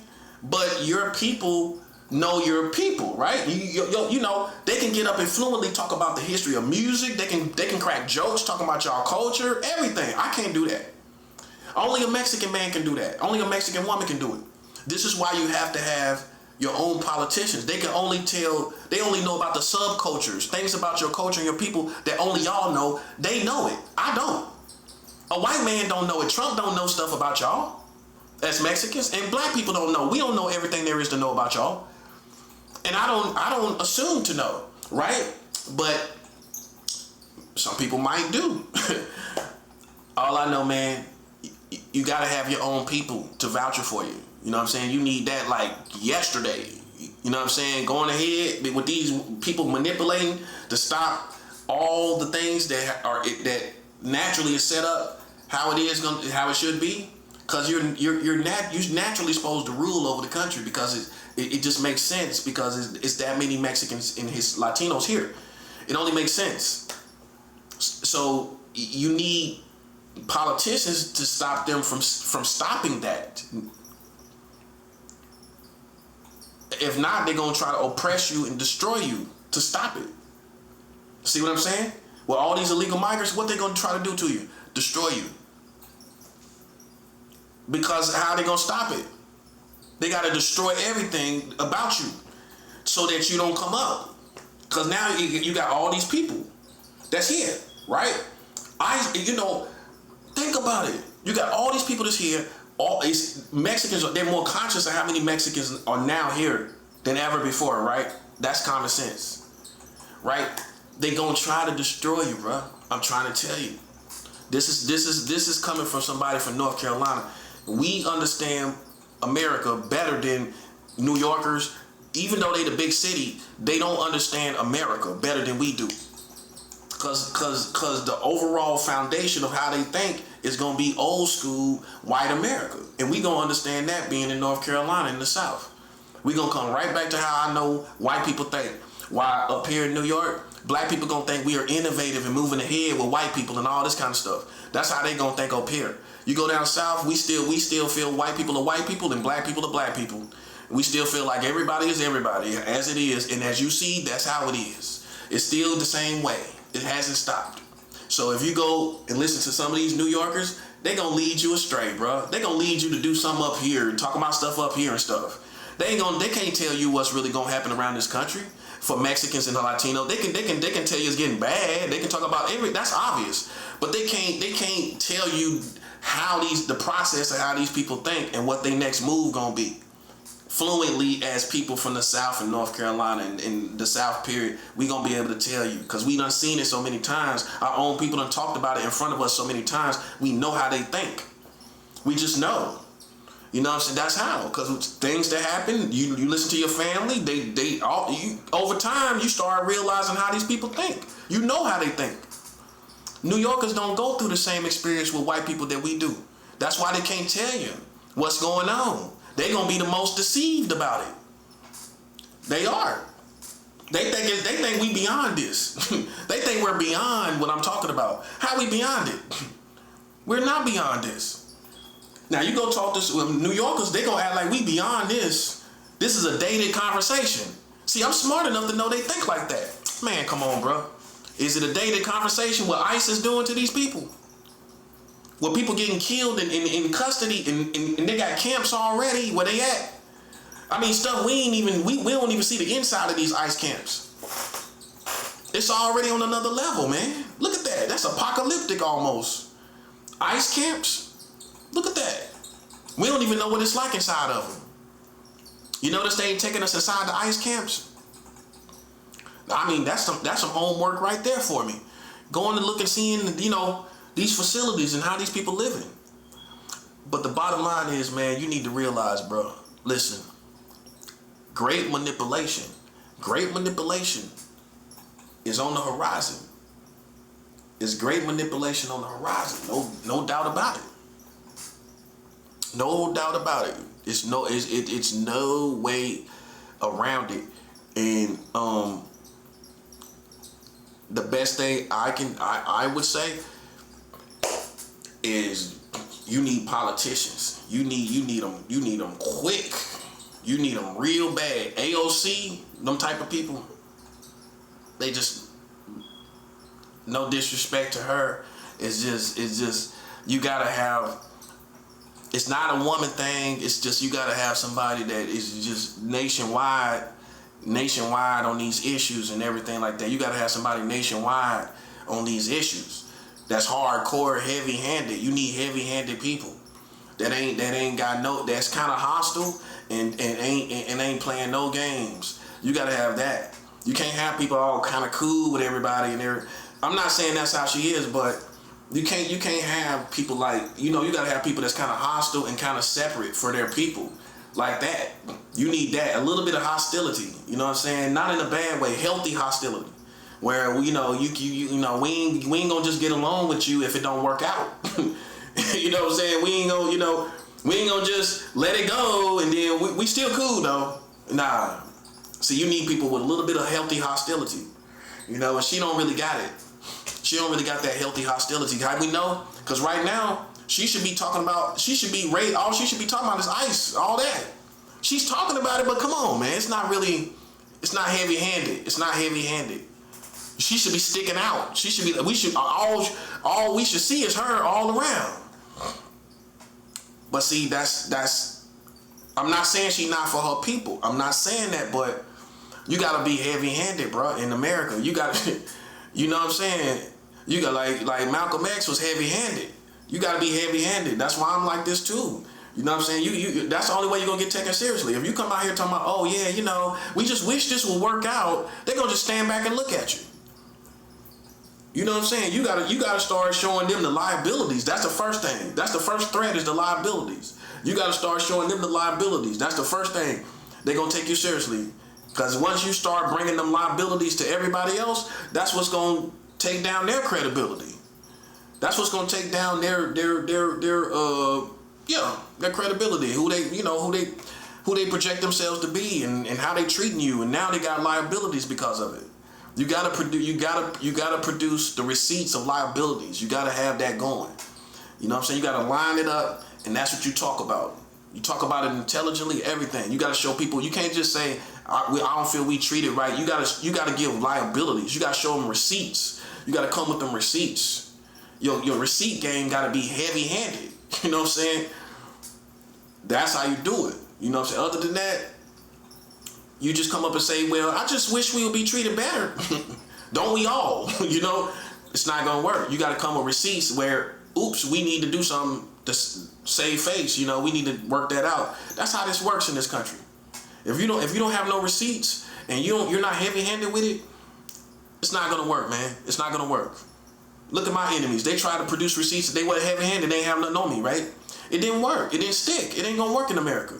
But then when I did it, I got everybody's attention because I'm heavy-handed with it. You gotta be heavy-handed.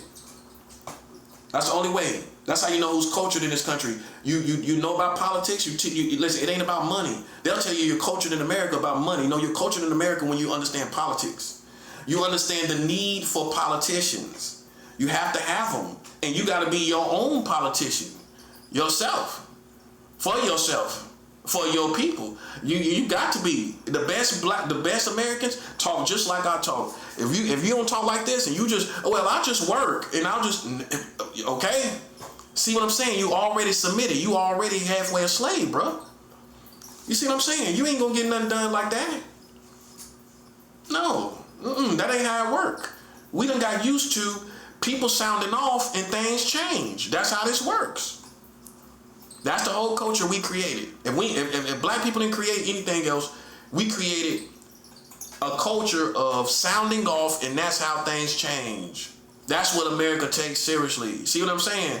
Malcolm X paved the way for that. Other people paved the way for that. And that's how the culture began to be formed, where you sound off and things change. But you have to have faith that things change. You got to have faith in it, and you got to stay consistent. But that's what you got to have for your own people, right? You got to have that. You got to have it. And that's what you lack. That's what the problem is right now. You don't have no politicians that we can say not one. Look at that. And the reason why y'all didn't get a Malcolm X, it's not that you're not inclined. You know what I'm saying? First of all, you didn't really have real serious problems. That's the first problem. That's the first reason really you didn't go into politics as hard, because you didn't have problems. You just came here and worked. Think about it. You grew up, you didn't really have the real hardcore problems that black people had with these white folks like we got. You ain't really have it like that. So then you ain't gonna really be worried about politics that much. See, until it matters. You know what I'm saying? But somebody should have stepped to you. See, if you would have hung around us long enough, you know what I mean? You would have produced politicians, Malcolm X's and everything like that. But see, it wasn't a real need for it. You feel me? Like it wasn't a real need for it, for Mexicans to have some Malcolm X fighting for them. For what? They doing good. They working good. They've been working pretty decently. I'm not saying it's perfect, but not to the degree that we had to have it. It was crazy, right? So that explains why I believe that you really didn't feel the need to produce politicians, but now you see the need, right? With ICE and all this stuff going on, you gotta have it. You gotta have it. You gotta start training your kids to think independently. You know what I'm saying? And you got to. You gotta train them to think like that, independently from what they want you to submit their thinking to. You gotta think independently. That's how you produce leaders. Independent thinking. That's how it starts. You start thinking outside of how people want you to think. That's how it starts, man. And see, our people should have been stepped to you and told you got to have politicians in this country. You got to. It's how you need to look at it. It's lawyers for your people. If something bad happens, like on the news, who you gonna get? The police is on their side. Then you can't go with the police. You can't go say, hey, well, you can't trust them enough. Who you gonna get? You can't trust the politicians. No pun intended. You can't trust the governors, the mayors. They might manipulate them people. So then you have your own politicians that's separate from the mayors and all of them people that step in and sound off heavy-handedly sounding off. You know what I'm saying? And that's what gets the results. I'm telling you, every single time. That's how it gets done. That's how you have to do it. So you like I can't tell you how much time we got left, but moving ahead, whoever's inclined intellectually, you need to pull them to the forefront. You know what I'm saying? And don't try to have it some American joint thing. Nah, just stay with your people, talk about your people, all of that. Because we need to know anyway. Not in a bad way, not in a negative way. But, you need people to talk about your culture and where y'all come from, and not try to add America in there. You know what I'm saying? To try to be friendly. Nah, just talk about who you are and what you stand for. That's what you need to be doing. You know what I'm saying? That's what I'm saying. And speak it how only you can speak it. You know what I'm saying? Talk about your path and your lane is the only way you can talk about it. We don't know about it. I don't know about it. You know what I'm saying? So, that's how it gotta be, because it just only makes sense, for a Mexican president. They don't want to accept it. But that's really, to them, that's dirty to them. That's dirty to have a Mexican president. That's how even black people would think, other people, white people, oh, that's dirty to have a Mexican president. It's dirty to have a Latino president. It's the only thing that makes sense in a country like this right now. You know what I'm saying? I'm probably one of the first ones that's gonna say it and admit it, because this ain't no, it's based on the needs of the people. That's what it is. If you got a whole bunch of people that's more dense of a population than everybody else, then why would you have a different race of president that the people that the people that's dominantly here are Hispanic and Latinos? It's all about meeting the needs of the people. So eventually, man, it would have to be a Hispanic or Latino president if God tarries and Jesus Christ doesn't come back. It's gonna have to be a Hispanic or Latino president for it to make sense, in the world we live in here. You know what I'm saying? Besides what seems correct or politically correct, white people and black people it's not starting to make sense, especially white. And black people, we don't really know enough about you. That's how we ain't gonna make sense. Okay, we can relate to certain things, but we can't tell you how it is to live Mexican. We can't tell you how it is to live Latino. We don't know about it. We don't have no experience with it. There's certain things we just don't know.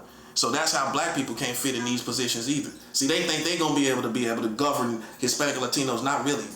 No, you can't, because you don't really know them well enough. You don't know what they value. You got to understand their value system, and the only way you understand their value system is if you come from their culture. If you don't come from their culture, how you know what they value? I mean, you can say what most people value, but it's in betweens for each community, and only they gonna know about it. You ain't gonna know about it. You ain't gonna be able to talk intelligently about it and how it changes from decade to decade. You ain't gonna know. So it just makes sense for it to be a Hispanic or Latino president. It just makes sense. You know what I'm saying? Based on the population. You know, so that's just what you got to look at. You got to consider, man. And a lot of people haven't come to terms with that. Even black people haven't come to terms with it.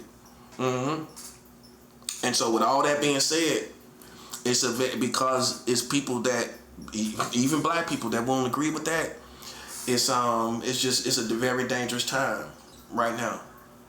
It's more dangerous than you may ever understand, because after Trump, who's gonna be after Trump? We gonna fall right back into politics as usual. That's what we're gonna fall back into. We gonna fall right back into politics as usual. It ain't gonna be nothing going on. Like all these wars, I mean, changing things and doing all these big grand things, all of that's gonna be gone, and white folks know it. This is their last shot. That's why they doing everything. And Trump talking about changing things for the next generation. That's all because he know he the last one that's gonna be moving like this. After Trump, ain't nobody gonna be moving like this. Man, they gonna be like Joe Biden. Just sitting around, really not doing nothing, man. Making mistakes, all that kind of stuff too. Add that in there too. They ain't gonna be nothing like Trump. And I admit that. You ain't gonna have nobody making no moves like Trump. Nope. You ain't gonna have nobody doing nothing close to it.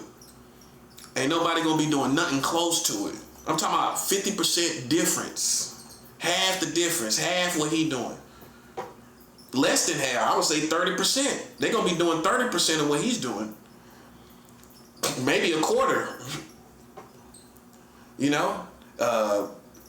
That's why it's a dangerous time, because they trying to milk Trump as much as they can to get him to do as much. They behind that all day, because they know after him, what is this country gonna become?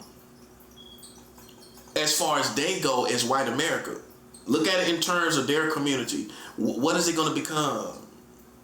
See what I'm saying? It's becoming a Mexican community. It's not gonna be nothing for white America. They're becoming second-class citizens in their country, in America. See how it happened? I'm showing you how it happened.